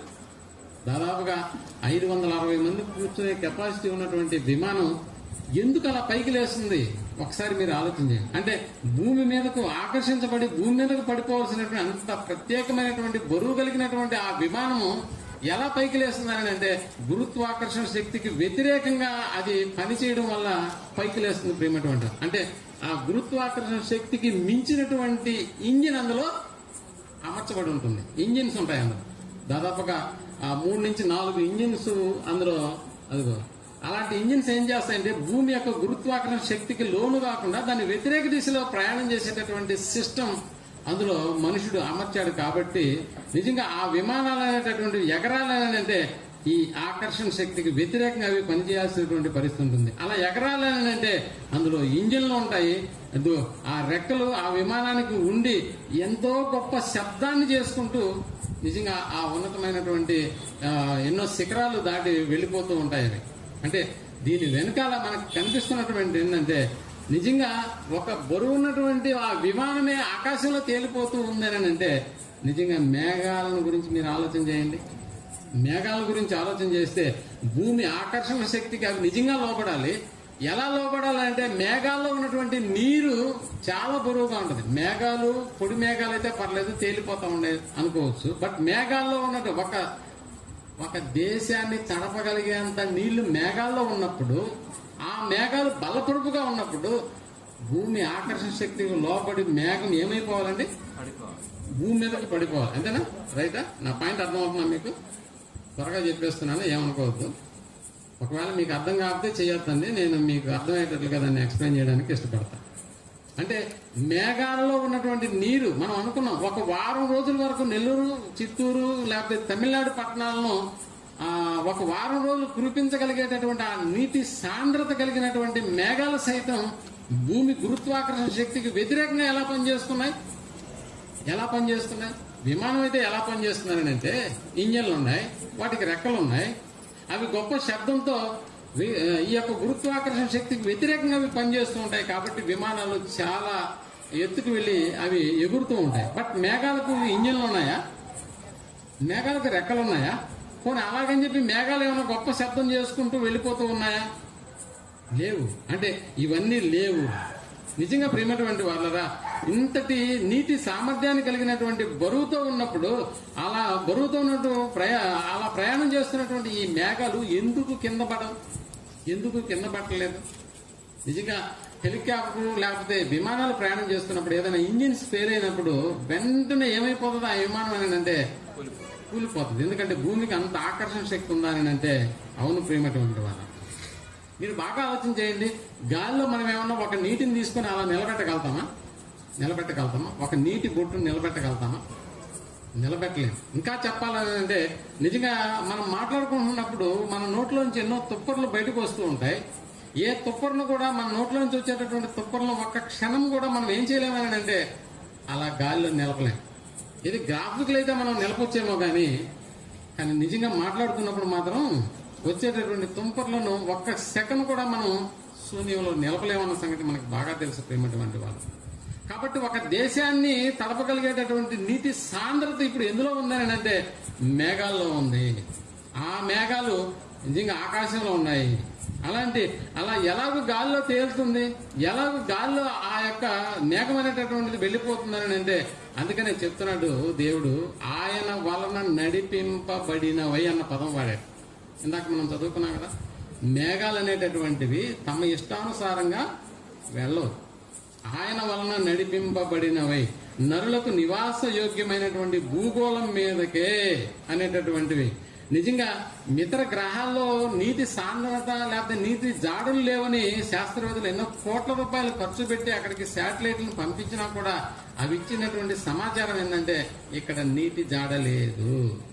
నీటి జాడ ఎక్కడుందా అని అంటే ఇదిగో భూమి మీద మాత్రమే. అందుకని ప్రేమటువంటి వాళ్ళరా, తన మెరుపు గల మేఘం అనేటటువంటిది నిజంగా మనం ఆలోచన చేస్తే వర్షాకాలాల్లోనే మనకి ఏం కనిపిస్తాయని అంటే అప్పుడప్పుడు మెరుపులు కనిపిస్తాయి, అప్పుడప్పుడు ఉరుములు. ఆ మెరుపుకు వచ్చేటటువంటి ఆ సౌండ్ అనేటటువంటిది ఎలా ఉంటుందో మీకు బాగా తెలుసు. చాలా సార్లు ఆ ఉరుము మెరిసినప్పుడు మెరుపు వెనకాల మనకి శబ్దం అనేటటువంటిది వినిపిస్తుంది. అంటే చాలా గట్టి శబ్దం వినిపించినప్పుడు పిల్లలు కూడా మన ఇంట్లో ఉన్నప్పుడు ఆ సౌండ్కి ఏమైపోతారు అని అంటే ఏమవుతారండి? ఆనందపడతారా? భయపడి ఉలిక్కి పడిపోతారు. అప్పుడు మన నోట్లో నుంచి ఒక వాయిస్ వస్తుంది, ఏంటంటే అర్జున పాల్గొన కిరీటియా మనం అనం, దాని గురించి కాదు. బట్ సమాజంలో వచ్చేటటువంటి యొక్క పదాల వెనకాల నిజంగా దేనికి పదాలు వర్తిస్తున్నాయని అంటే ఇదిగో మేఘాలతో కూడినటువంటి ఆ వర్షాలు వస్తున్నప్పుడు ఆ మేఘాల మధ్య మనకి కనిపిస్తున్నటువంటి ఆ యొక్క వెలుతురు, లేకపోతే ఆ వెలుతురు వల్ల వచ్చేటటువంటి శబ్దం, నిజంగా ప్రియమైనటువంటి వాళ్ళరా అలాంటి ఒక మేఘం యొక్క ఆ అరుపు లేకపోతే ఆ మెరుపు వచ్చినప్పుడు మనకున్నటువంటి ఆలోచన ఏంటంటే, నువ్వు సరే అర్జున పాల్గొన కిరీటి ఏదో అంటావు, అది వేరే సంగతి. బట్ ఆ మేఘాలు ఉన్నప్పుడు ఎందుకు అలాంటి మెరుపు వస్తుంది ఆకాశంలో అని అంటే, దానికి శాస్త్రవేత్తలు చెప్తున్నటువంటి మరొక పదం ఏంటంటే, పలకలు ఏమనుకున్నాయంట, పలకలు సర్దుకున్నాయి కాబట్టి ఒక మేఘం మరొక మేఘాన్ని ఢీకున్నప్పుడు అలాంటి సౌండ్ వస్తుంది అనేటటువంటి నిర్ణయానికి వచ్చేసారు. నిజంగా ప్రియమైనటువంటి వాళ్ళరా పలకలు సర్దుకుంటాయా ఆకాశంలో? అసలు పలకలు ఉన్నాయా, మేఘాలు ఉన్నాయా? మేఘాల్లో పలకలు ఏమున్నాయి? మేఘాల్లో ఉన్నది నీళ్లే కదా. అందుకని ప్రియమైనటువంటి వాళ్ళరా ఇక్కడ వాటి మీద ఒక స్పార్క్ అనేటటువంటిది ఎప్పుడైతే ఏర్పడుతుందో, నిజంగా మెరుపులను దేవుడే ఏం చేస్తున్నాడు అని అంటే ఆ స్పార్క్ ని కలిగించే విధానాన్ని దేవుడే ఏర్పాటు చేసినట్టుగా మనకు అర్థమవుతుంది. ఎందుకు? నేలతో నిండినటువంటి మేఘాలు వర్షించాలని అంటే ఈ మెరుపు అనేటటువంటిది వెళ్లి వాటిని ఏం చేస్తున్నారని అంటే పూర్తిగా కదిలిస్తుంది ప్రియమైనటువంటి వాళ్ళ. అంటే ఆ స్పార్క్ అనేటటువంటిది మీరు అప్పుడప్పుడు కూడా మనిషి కోమాలకి వెళ్ళినప్పుడు అతన్ని తీసుకెళ్లి ఐసీలో పండబెట్టి ఏమిస్తారు? షాక్ ట్రీట్మెంట్ ఇస్తారు. అంటే వెంటనే అతను మరలా మన పూర్వపు స్థితిలోకి రావడానికి వాళ్ళు ఇచ్చేది ఏంటంటే స్పార్క్ ఇస్తారు. స్పార్క్ అంటే కరెంట్ ని పెట్టి అలా గుండెల మీద వాటి వల్ల ఆ యొక్క ప్రెజర్ ని కలిగిస్తారు. ఆ ప్రెజర్ కలిగినప్పుడు గుండె మళ్ళా యథాస్థితికి మళ్ళా కొట్టుకుంటుంది అనేటటువంటి భావన.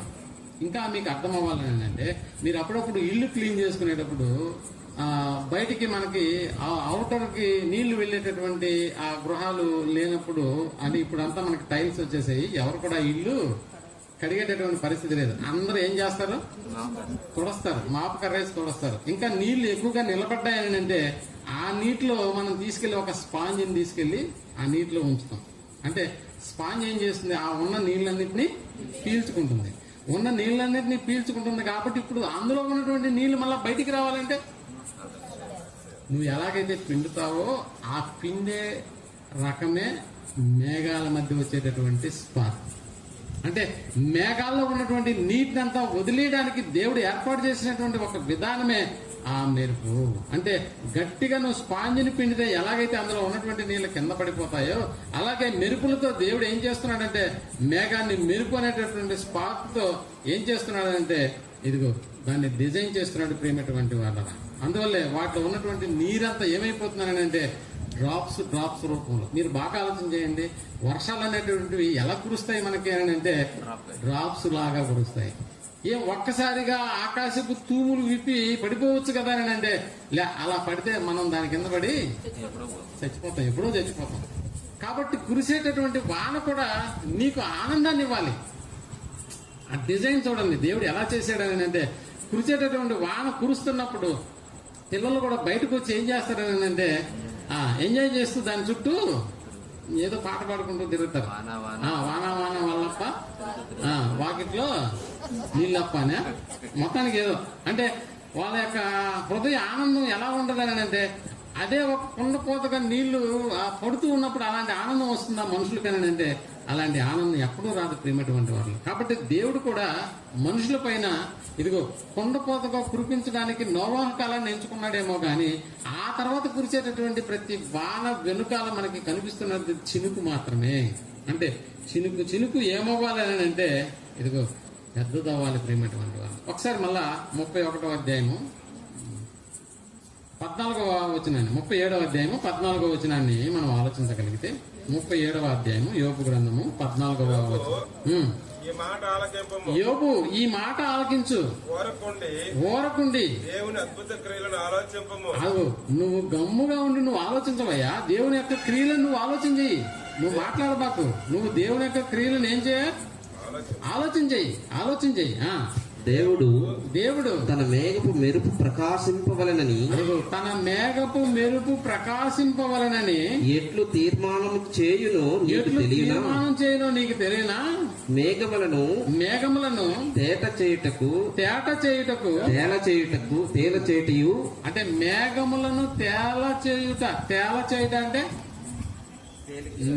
తేలిగ్గా చేయుట, మేఘములను తేల చేయుట తేల చేయుటకు పరిపూర్ణ జ్ఞానము గలవాని మహా కార్యములు నీకు తెలియనా?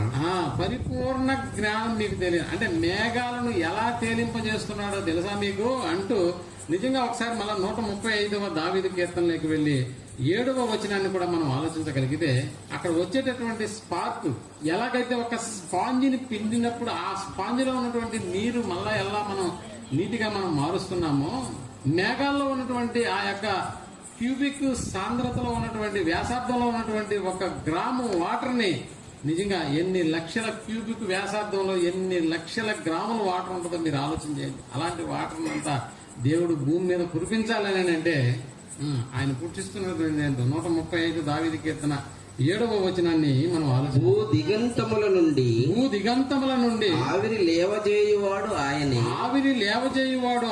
వాన కురియునట్లు మెరుపు పుట్టించువాడు ఆయనే. ఇప్పుడు ఆలోచన చేయండి, మెరుపు ఎందుకు ఆకాశంలో వస్తుంది?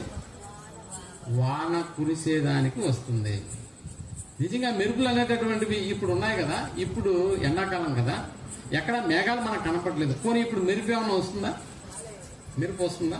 చూసారా మీరు మెరుపు? ఎండాకాలంలో మెరుపు మెరవడం చూసారా? మేఘాలు వస్తే తప్ప మెరుపు రాదు, మెరుపు ఉంటే తప్ప వాన రాదు. సో అందుకని ప్రియమైనటువంటి వాళ్ళరా దేవుడు చెప్తున్నాడు మేఘాలను తేలజేసేటటువంటి వాడు. నీవు మేఘాలను ఏం చేస్తున్నావు అంటే ఆయన తేలజేసేటటువంటి వాడుగా ఉన్నాడు. కానీ మనం మేఘాలను ఏమైనా తయారు చేస్తామని అంటే లేదు. ఒకవేళ మేఘాలను మనం తయారు చేయాలంటే అవి భూమి యొక్క గురుత్వాకర్షణ శక్తికి వ్యతిరేకంగా పనిచేసేటటువంటి మేఘాలుగా ఉండాలి. ఎందుకంటే అవి ఆకాశంలో విహారం చేస్తూ ఉండాలి. కాబట్టి నువ్వు ఒకవేళ మేఘాలను మనుషుడు తయారు చేస్తే వాటికి ఇంజిన్లు బిగించాలి. ఒక గొప్ప శబ్దం రాకుండా నిజంగా సైలెన్సర్లు కూడా బిగించాలి. అలాంటి కార్యక్రమం మనుషుడు చేయగలుగుతాడా అని అంటే ఎక్కడా చేయలేడు ప్రేమటువంటి వాళ్ళ. అందుకనే లక్షల గ్యాలన్లు నీటి మోసుకుపోతున్నటువంటి మేఘాలు భూ ఆకర్షణ శక్తికి లోపలే వెళ్తూ ఉంటాయి. ఎప్పుడు కూడా మీరు గమనించగలిగితే అవి ఎలా తేలుతూ పోతున్నాయి? భూ ఆకర్షణ పరిధిని దాటి ఎప్పుడు వెళ్ళవు ప్రేమటువంటి వాళ్ళ. ఆ ఆకర్షణ శక్తి లోపే ఆ మేఘాలు కూడా తేలిపోతూ ఉంటాయి. నిజానికి ఏ శాస్త్రవేత్త కూడా దీన్ని చెప్తాడని అంటే లేదు ప్రియమైనటువంటి వాళ్ళ. పైగా మేఘాలు ఎలా ఉంటాయని అంటే విస్తరించి ఉంటాయి, బల్లపరుపుగా ఉంటాయి. పైకి వెళ్ళి మీరు ఆలోచించగలిగితే విస్తరించి ఉంటాయి. విస్తరించినటువంటి ఏ పదార్థం కూడా నిజంగా భూమి యొక్క ఆకర్షణ శక్తి అది ఏమైపోవాలంటే పడిపోవాలి. విస్తరించి ఉన్నటువంటి ఏ పదార్థమైనా కూడా బరువుతో నిండినటువంటి పదార్థం భూమి మీద పడి తీరవలసిందే. కానీ మేఘం ఎందుకు పడట్లేదు? మేఘాల్లో అన్ని నీళ్లున్నప్పుడు ఎందుకు భూమి యొక్క ఆకర్షణ శక్తికి లోబడి ఎందుకు భూమి వాటిని ఆకర్షించడం లేదు? ఎందుకు ఆకర్షించడం లేదంటే నిజంగా దేవుడు లేడనేటటువంటి అనే కోణంలో పరిశోధనలు జరిగాయి. దేవుడు లేడనేటటువంటి కోణంలో శాస్త్రాలు కూడా రాయబడ్డాయి ప్రేమటువంటి వాళ్ళ. లక్షల గ్యాలన్ల నీటిని నిజంగా మోసుకొని వెళుతూ ఉంటే నిజంగా అలాంటి వాటిని మనుషుడు ఎవరైనా మేఘాలను గురించి వివరించగలడా? వివరించాడు. ఏమని వివరించాడు అని అంటే ఇదిగో నీళ్లున్న మేఘాలని అన్నాడు, నీళ్లు లేని మేఘాలు అన్నాడు, ఇదిగో కొద్ది నీళ్లు ఉన్నటువంటి మేఘాలు, ఇలా కొన్ని 4 పేర్లు పెట్టి మన యొక్క దృష్టికి తీసుకొచ్చాడే తప్ప నిజంగా ప్రేమటువంటి వాళ్ళరా పరిపూర్ణమైనటువంటి జ్ఞానం మనుషుల్లో లేదన్న సంగతి ఇన్ని విషయాలు తెలుసుకున్న తర్వాత మనకు అర్థం అవ్వాలి. అందుకే ఆయన వలన నడిపింపబడుతున్నటువంటి మేఘాలు వాటిని చూస్తే మనకి అర్థం కావట్లేదా దేవుడు అనేటటువంటి ఆయన ఉన్నాడన్న సంగతిని మనం గ్రహించుకోవాలి ఎప్పుడు కూడా. ఎందుకంటే మేఘాలు ఎంత బల్లపరుపుగా ఉన్నా కొన్ని వేల లక్షల క్యూసెక్కుల నీటిని అవి తీసుకెళ్తున్నా కూడా భూమి మీదకు పట్టలేదు ప్రేమటువంటి వాళ్ళరా. అందుకనే మేఘాలు ప్రత్యేకమైనటువంటి పదార్థాలు ప్రేమటువంటి వాళ్ళరా. మేఘాల్లో కొన్నిటిలో ఏముంటాయని అంటే నీళ్లు ఉంటాయి, కొన్నిటిలో నీళ్లు కూడా అందులో ఉండవు. అయినా అవి మేఘాలుగానే ఉంటాయని అంటే అవును, అవి మేఘాలుగా ఉంటాయి. ఒకసారి మనం 37వ యోబు గ్రంథం 11వ అధ్యాయం మనం ఆలోచించగలిగితే 37వ యోబు గ్రంథం 11వ వచనాన్ని మనం ఆలోచించగలిగితే మరియు ఆయన దట్టమైన మేఘమును జలముతో నింపును తన మెరుపుగల మేఘమును వ్యాపింపజేయును. అంటే మనిషి మేఘాలను తేలజేయగలుగుతాడా ఆకాశంలో అంటే తేలజేయలేడు ప్రియమైనటువంటి వాళ్ళ. ప్రతి వస్తువును ఆలోచించడం వలన దేవుడు ఉన్నాడనేటటువంటి సంగతి మనకు అర్థమవుతూ ఉంది. ప్రతి వస్తువును నువ్వు ఆలోచించే ప్రతి వస్తువుని సృష్టించబడినది మొదలుకుని జగత్తుత్పత్తి మొదలుకుని సృష్టించబడిన వస్తువును నువ్వు ఆలోచించడం వలన దేవుడు అనేటటువంటి ఆయన ఉన్నాడన్న సంగతి నీకు అర్థమవుతుంది. అంతేకాని దేవుణ్ణి నేను కలుసుకోవాలి, దేవుడిని నేను తెలుసుకోవాలి, ఏ వింధ్యా పర్వతాలకు హిమాలయ పర్వతాలకు వెళితే దేవుడు నీకు కనపడు. ప్రియమైనటువంటి వాళ్ళరా, ఆయన చూచినటువంటి లక్షణాలు మన మధ్యనే దేవుడు ఏం చేశాడు అనంత విసిదపరిచేశాడు.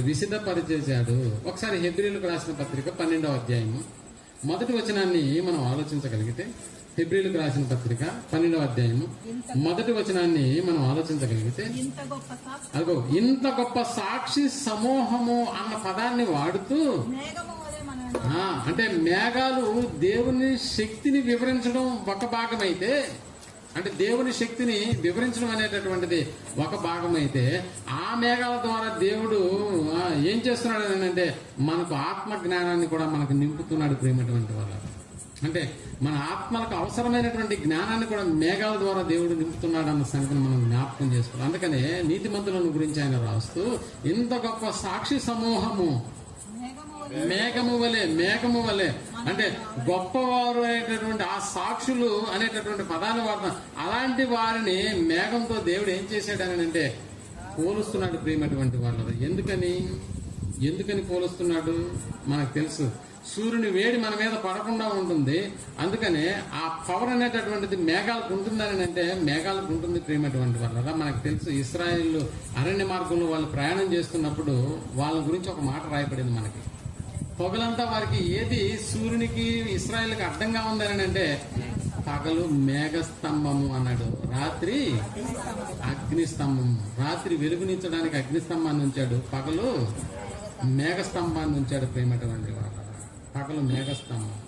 నిజంగా అలా నీతిమంతులను గురించి ఆయన మాట్లాడుతూ ఇదిగో ఒక మేఘము వలె వారు మనల్ని ఆవరించి ఉన్నందున అనేటటువంటి పదాన్ని వాడుతున్నాడు. మేఘము వలె ఆవరించి ఉన్నందున అనేటటువంటి పదం. అంటే మేఘాలు ఎలా అయితే ఒక దేశం మీదకి ఆవరించబడతాయో ఇది జలాలతో, అలాగనే ఇదిగో నీతిమంతుల యొక్క జాబితాను గురించి ఆయన రాస్తూ అలాంటి నీతిమంతులు మనల్ని ఎలా ఆవరించి ఉన్నారంటే ఒక మేఘము వలె ఆవరించి ఉన్నారు. కాబట్టి వాళ్ళు మనకు అండగా ఉన్నారు, మనకు మాదిరిగా ఉన్నారు అనేటటువంటి విషయాన్ని మేఘాల రూపంతో దేవుడు మనకు మేఘాలకు సంబంధించినటువంటి ఆత్మజ్ఞానాన్ని మనకు తెలియజేస్తున్నాడు. అంత మాత్రమే కాదు, యోబు గ్రంథము 7వ అధ్యాయము 9వ వచనాన్ని కూడా మనం ఆలోచించగలిగితే, యోబు గ్రంథము 7వ అధ్యాయము 9వ వచనాన్ని కూడా మనం ఆలోచించగలిగితే,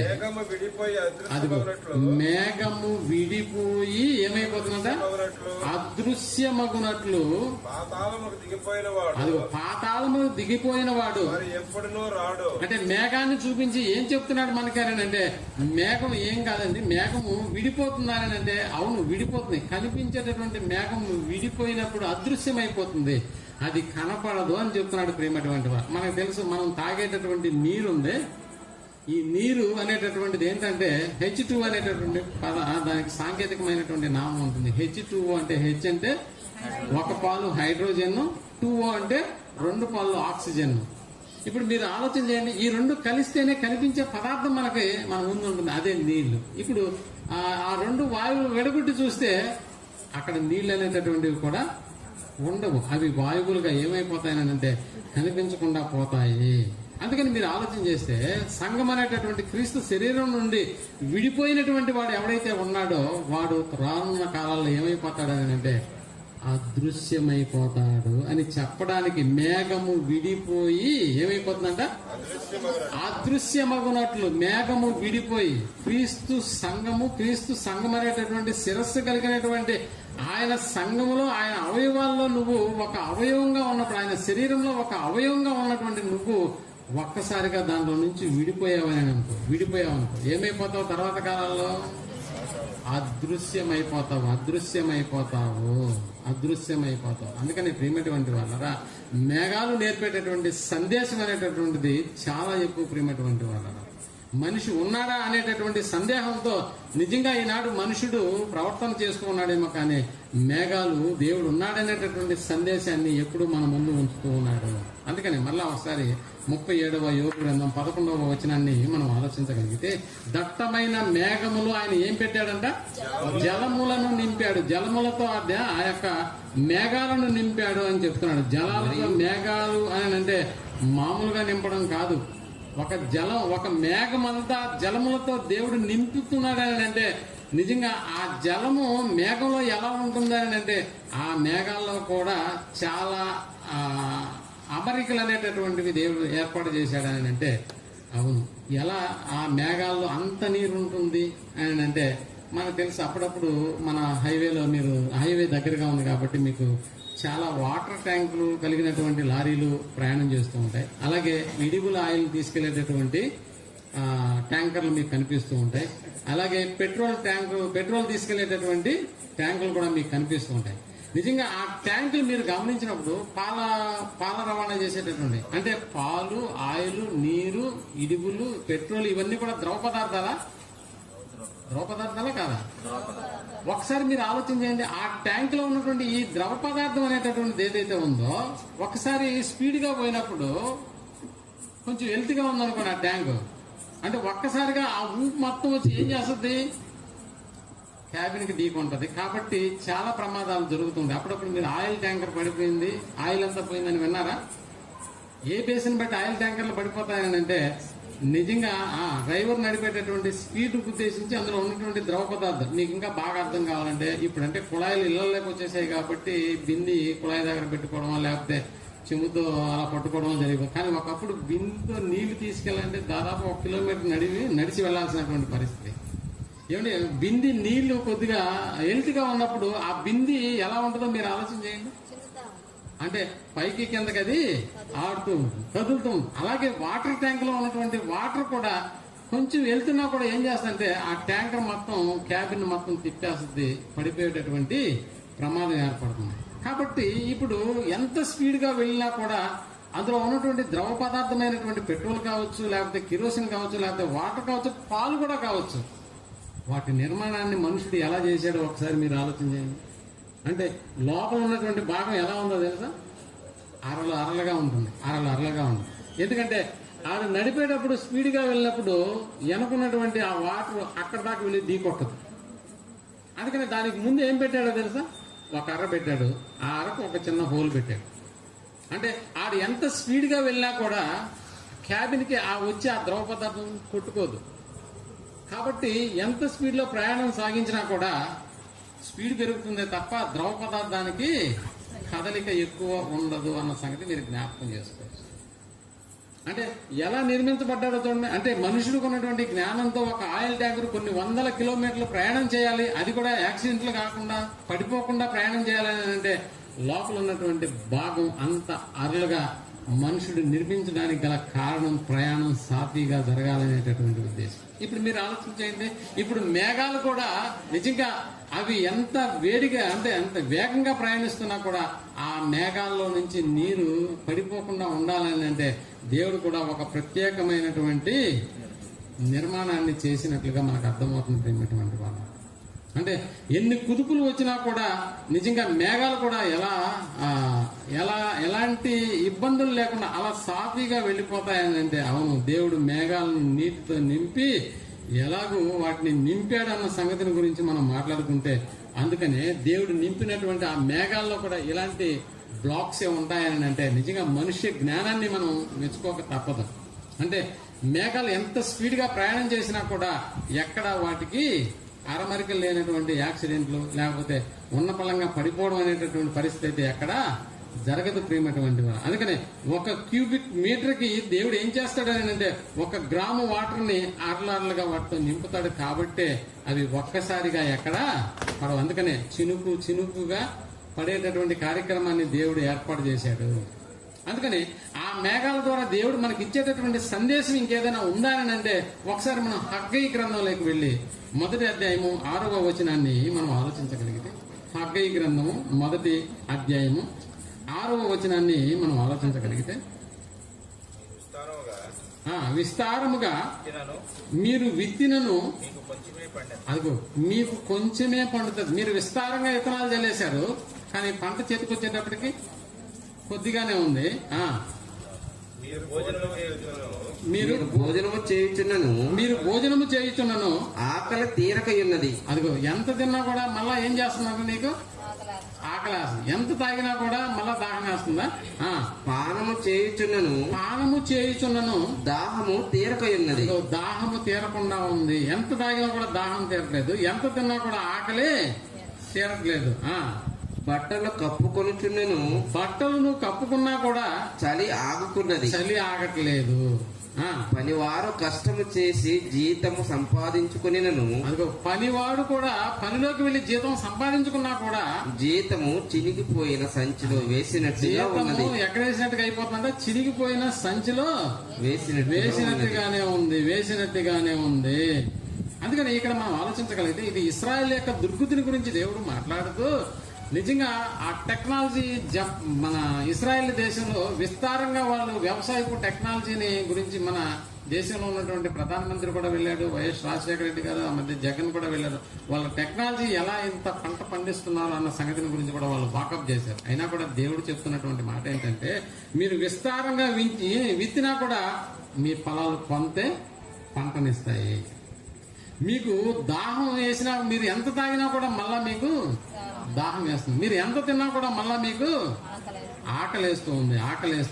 మీ పని వాళ్ళు ఎంత సంపాదించినా కూడా ఆ సంపాదన జీతం ఏమైపోతుంది అని అంటే ఏమైపోతుందంట చినిగిపోయినటువంటి సంచిలో వేస్తుంది. 10వ వచనాన్ని మనం ఆలోచించగలిగితే కాబట్టి మిమ్మును బట్టి దేని బట్టి అంట మిమ్మును బట్టి ఎందుకు ఇలాంటి కార్యక్రమాలు నేను ఏర్పాటు చేశాను. మీరు ఎంతో విస్తారంగా విత్తారు, అయినా మీ చేతికి వచ్చేది కొంతే. మీరు ఎంత తిన్నా కూడా మళ్ళా మీకు ఆకలేస్తుంది, మీరు ఎంత తాగినా కూడా మళ్ళా మీకు ఆ దాహం తీరదు. నువ్వు సంపాదించింది యావత్తు ఇదిగో సిల్లి సంచిలో వేసినట్లుగా అయిపోతుంది. ఎందుకు ఇలాంటి కార్యక్రమం అని అంటే మిమ్మును బట్టి ఆకాశపు మంచు కురవకయున్నది. ఆకాశంలో ఉన్నటువంటి మంచు కూడా కురవకుండా ఉంది. భూమి పండకయున్నది. భూమి పండకుండా ఉంది అన్నాడు. ఇప్పుడు మీరు ఆలోచించేయండి, ఆ మధ్య దాదాపుగా 4-5 సంవత్సరాలు మనకు వర్షాలు లేవు, గుర్తుందా మీకు? అందుకని రాజకీయ నాయకులు ఏం చేశారంటే ఏమండి ఆ చంద్రబాబు నాయుడు ఎక్కితే మనకి ఏముండవు అంటే ఫోకస్ అంతా ఈయన మీద పెట్టారు. నిజానికి ఎవరి మీద పెడుతున్నాడు దేవుడు ఫోకస్? నీ మీదనే పెడుతున్నాడు, అంటే మన మీదనే పెడుతున్నాడు. అంటే కాబట్టి మనల్ని బట్టి ఏం చేస్తున్నాడంట, మనల్ని బట్టి మేఘాలు కూడా రానివ్వకుండా ఆపేస్తున్నాడా? అవును. ఒకవేళ వచ్చినా కూడా కొంచెం అలా గురిచేసి మళ్ళీ వెళ్ళిపోతున్నాయి. ఇది వాన కాదండి, ఈ వానకు మనం ఏం చేయలేము, పంటలు కూడా వేసుకోలేము. కొంచెం వానే పడింది అంటే ఇప్పుడు ఉన్నటువంటి మనం కూడా అప్పుడప్పుడు మనం కూడా ఏం చేస్తామని అంటే అప్పుడప్పుడు చర్చికి వస్తాం. అప్పుడప్పుడు అంటే ఎప్పుడు పండగ ఉంటే బయట షామినా వేస్తాడు బ్రదరు, ఎక్కువ మంది వస్తారు. పండగ తర్వాత ఎప్పుడైనా ఆదివారం, అది కూడా పని ఉంటే రాము, పని లేకుంటే అంటే అలా వచ్చి అలా చూసేసి అలా వెళ్ళిపోతూ ఉంటాం. ఒకవేళ ఇలాంటి మీటింగ్కి వచ్చిన మధ్యలో మనం కూడా ఏం చేస్తామని అంటే వెళ్ళిపోతాం. ఇప్పుడు ఆలోచన చేయండి, దేవుని యొక్క కార్యక్రమాల్లో అప్పుడప్పుడు వచ్చి కనిపించే నిన్ను చూసి దేవుడు సంతోషపడతాడు అనుకుంటున్నావా? సంతోషపడతాడా? అప్పుడప్పుడు పోనీలే పండగకు వచ్చాడా ఆయన సంతృప్తి చెందుతాడా? పోనీలే ఆదివారం రాలేదు, ఈ ఆదివారం రాలేదు, వచ్చే ఆదివారం వస్తాడు అని ఏమైనా ఆనందపడతాడా? దేన్ని బట్టి మేఘం అలా వచ్చి కొంతవరకు గురిసేసి వెళ్ళిపోతుంది? నీకు అర్థం అవడానికి ప్రేమిట నిన్ను బట్టి అనేటటువంటి అంటే మనం అలా చేయడం వల్ల దేవునికి ఎంత బాధేస్తుందో నీకు అర్థమవుతుందా? నీకు అర్థం అవడానికే అంత మేఘం కొంత వచ్చి అంతవరకే కురిసేసి మళ్ళీ వెళ్ళిపోతుంది. ఇప్పుడు నీకు అర్థం. అప్పుడప్పుడు రైతు ఫోటో పేపర్లో పడుతున్నప్పుడు ఎలా ఉంటాయని అంటే తగిలినటువంటి నేలను చూపిస్తూ దాని దగ్గర కూర్చొని రైతు ఏం చేస్తుంటాడంటే ఆకాశం వైపు చూస్తున్నటువంటి ఫోటోలు మనకి దర్శనమిస్తాయి ప్రియమైనటువంటి వాళ్ళకి. దేన్ని బట్టి అలా నేల పగుళ్ళు ఇచ్చేసింది అని అంటే ఆ రైతుని బట్టి కాదు, రైతులుగా ఉన్నటువంటి ప్రతి ఒక్కరిని గురించి, ఇదిగో భూమి మీద ఉన్నటువంటి ప్రతి మనిషిని గురించి మనకు తెలుసు.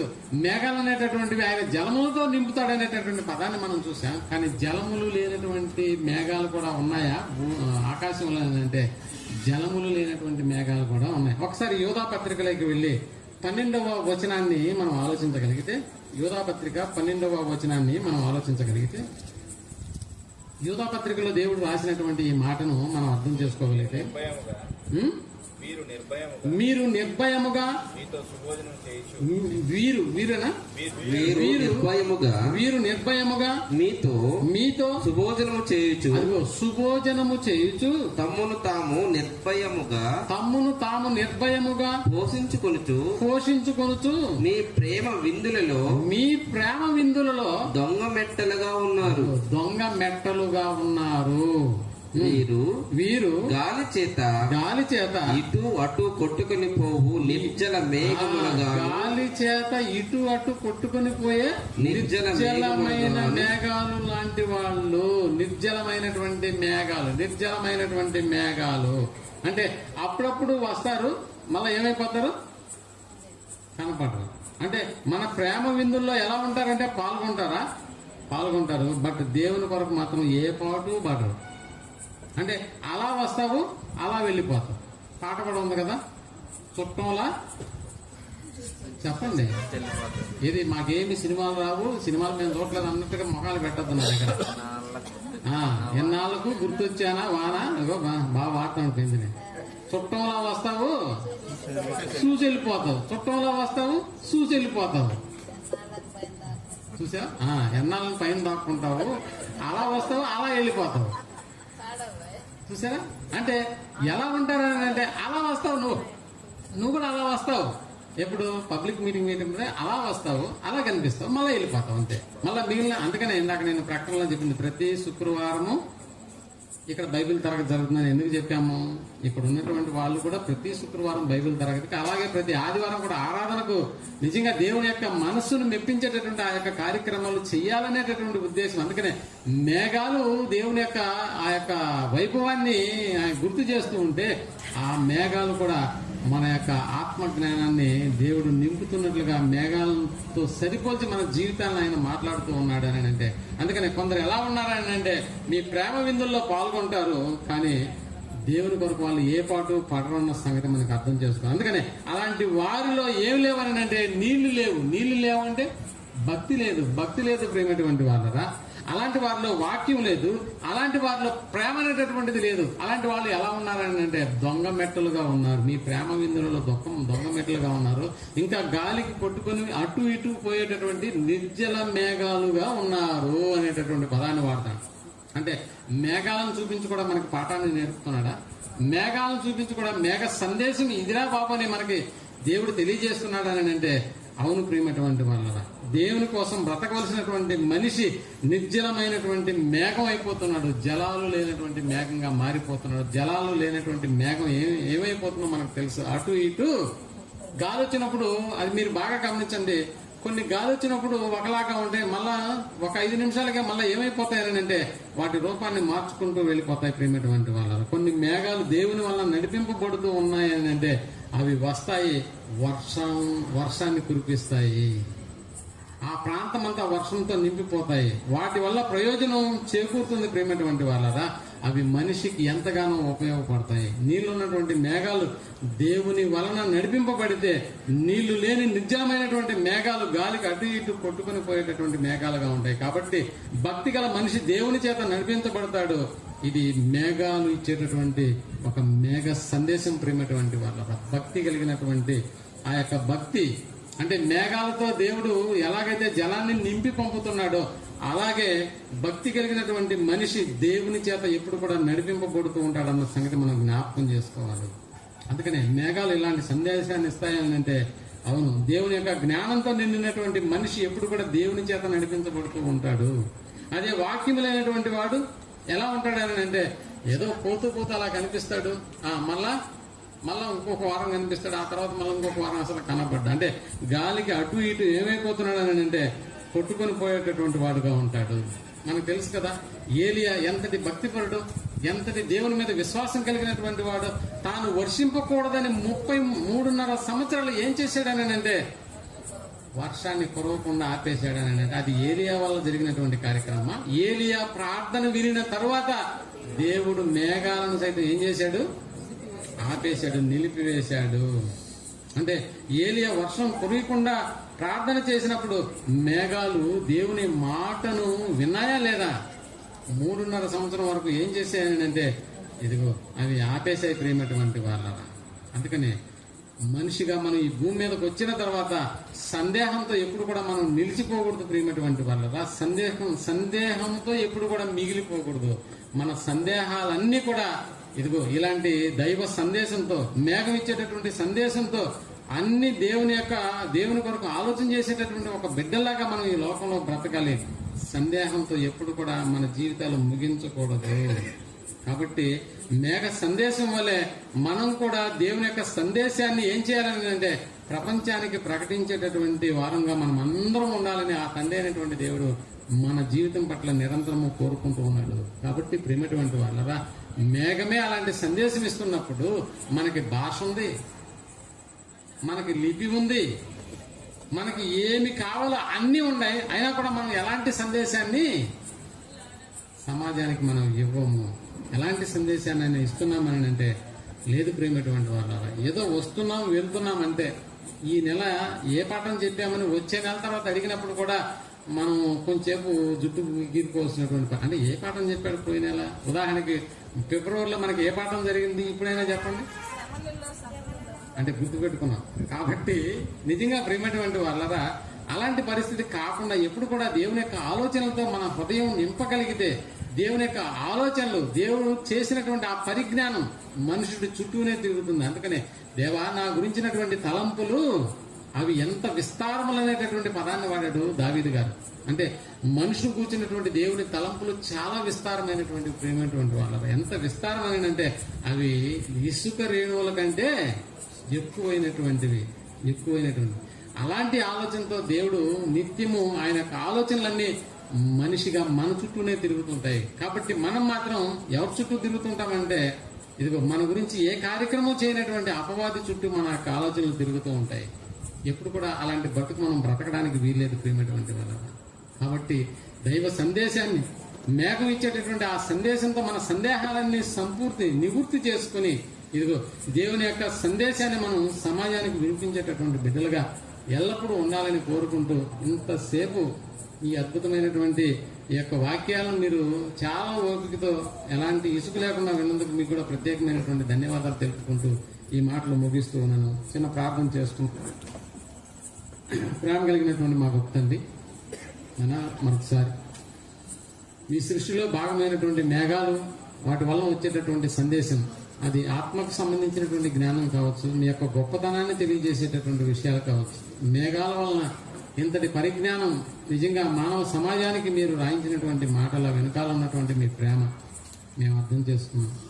మీరున్నారనేటటువంటి నిశ్చయంతో, ఎవరు అరమరికలు లేనటువంటి అపోహలతో, సందేహాలతో మా యొక్క జీవితాలను మేము ముగించకుండా ఇదిగో మేఘము ఇచ్చినటువంటి యొక్క సందేశంతో, అలాగే మేఘాలే భాష లేనటువంటి వావే మీ యొక్క ప్రేమను, మీ యొక్క మిమ్మల్ని కూర్చున్నటువంటి మహిమను వివరిస్తూ ఉన్నాయి. కానీ మాకు అన్నీ ఉన్నాయి. ఏనాడు కూడా సమాజానికి మీ గురించినటువంటి సందేశాన్ని మేము వివరించడంలో చాలా తక్కువ పాత్రను మేము పోషిస్తూ ఉన్నాం. నా కనికరించి కాపాడు, మీ కృపలో మమ్మల్ని బలపరచండి. ఇదిగో ఈ యొక్క ప్రాంతంలో స్థానిక సంఘం ద్వారా మరి మా సోదరులు సుధాకరణ జరిగిస్తున్నటువంటి కార్యక్రమాల పట్ల మీ కృపను తోడించి ఇదిగో ఈ యొక్క వాక్యాన్ని శబ్ద యంత్రం ద్వారా వింటున్నటువంటి నీ పిల్లల యొక్క జీవితాలను వారి యొక్క జీవితాలకు ఎలాంటి లోటు లేకుండా ఆత్మ సంబంధమైనటువంటి మరింత జ్ఞానాన్ని నీ బిడ్డలు నేర్చుకుని మిమ్మల్ని గురించి గొప్పగా ఆలోచన చేసేటటువంటి స్థితికి నీ బిడ్డలు వచ్చినట్లుగా సహాయం చేసి నడిపించుకున్నారు. ఇంతటి కార్యక్రమాన్ని ప్రత్యక్షంగా పరోక్షంగా ఏ బిడ్డ అయితే సహాయం చేస్తున్నారు వాళ్ళందరి యొక్క కుటుంబాలు క్షేమంతో భద్రతతో నిండుకుని ఇంకా అనేక కార్యక్రమాలు జరిగించలాగా సహాయం చేసి నడిపించమని ఈ ప్రార్థనను మా రక్షకుడును మీ ప్రియకు మాడైనటువంటి యేసుప్రభుల వారి నామంలో ప్రార్థించి అడిగి వేడుకుంటున్నాం తండ్రి. అందరికీ వందనాలు.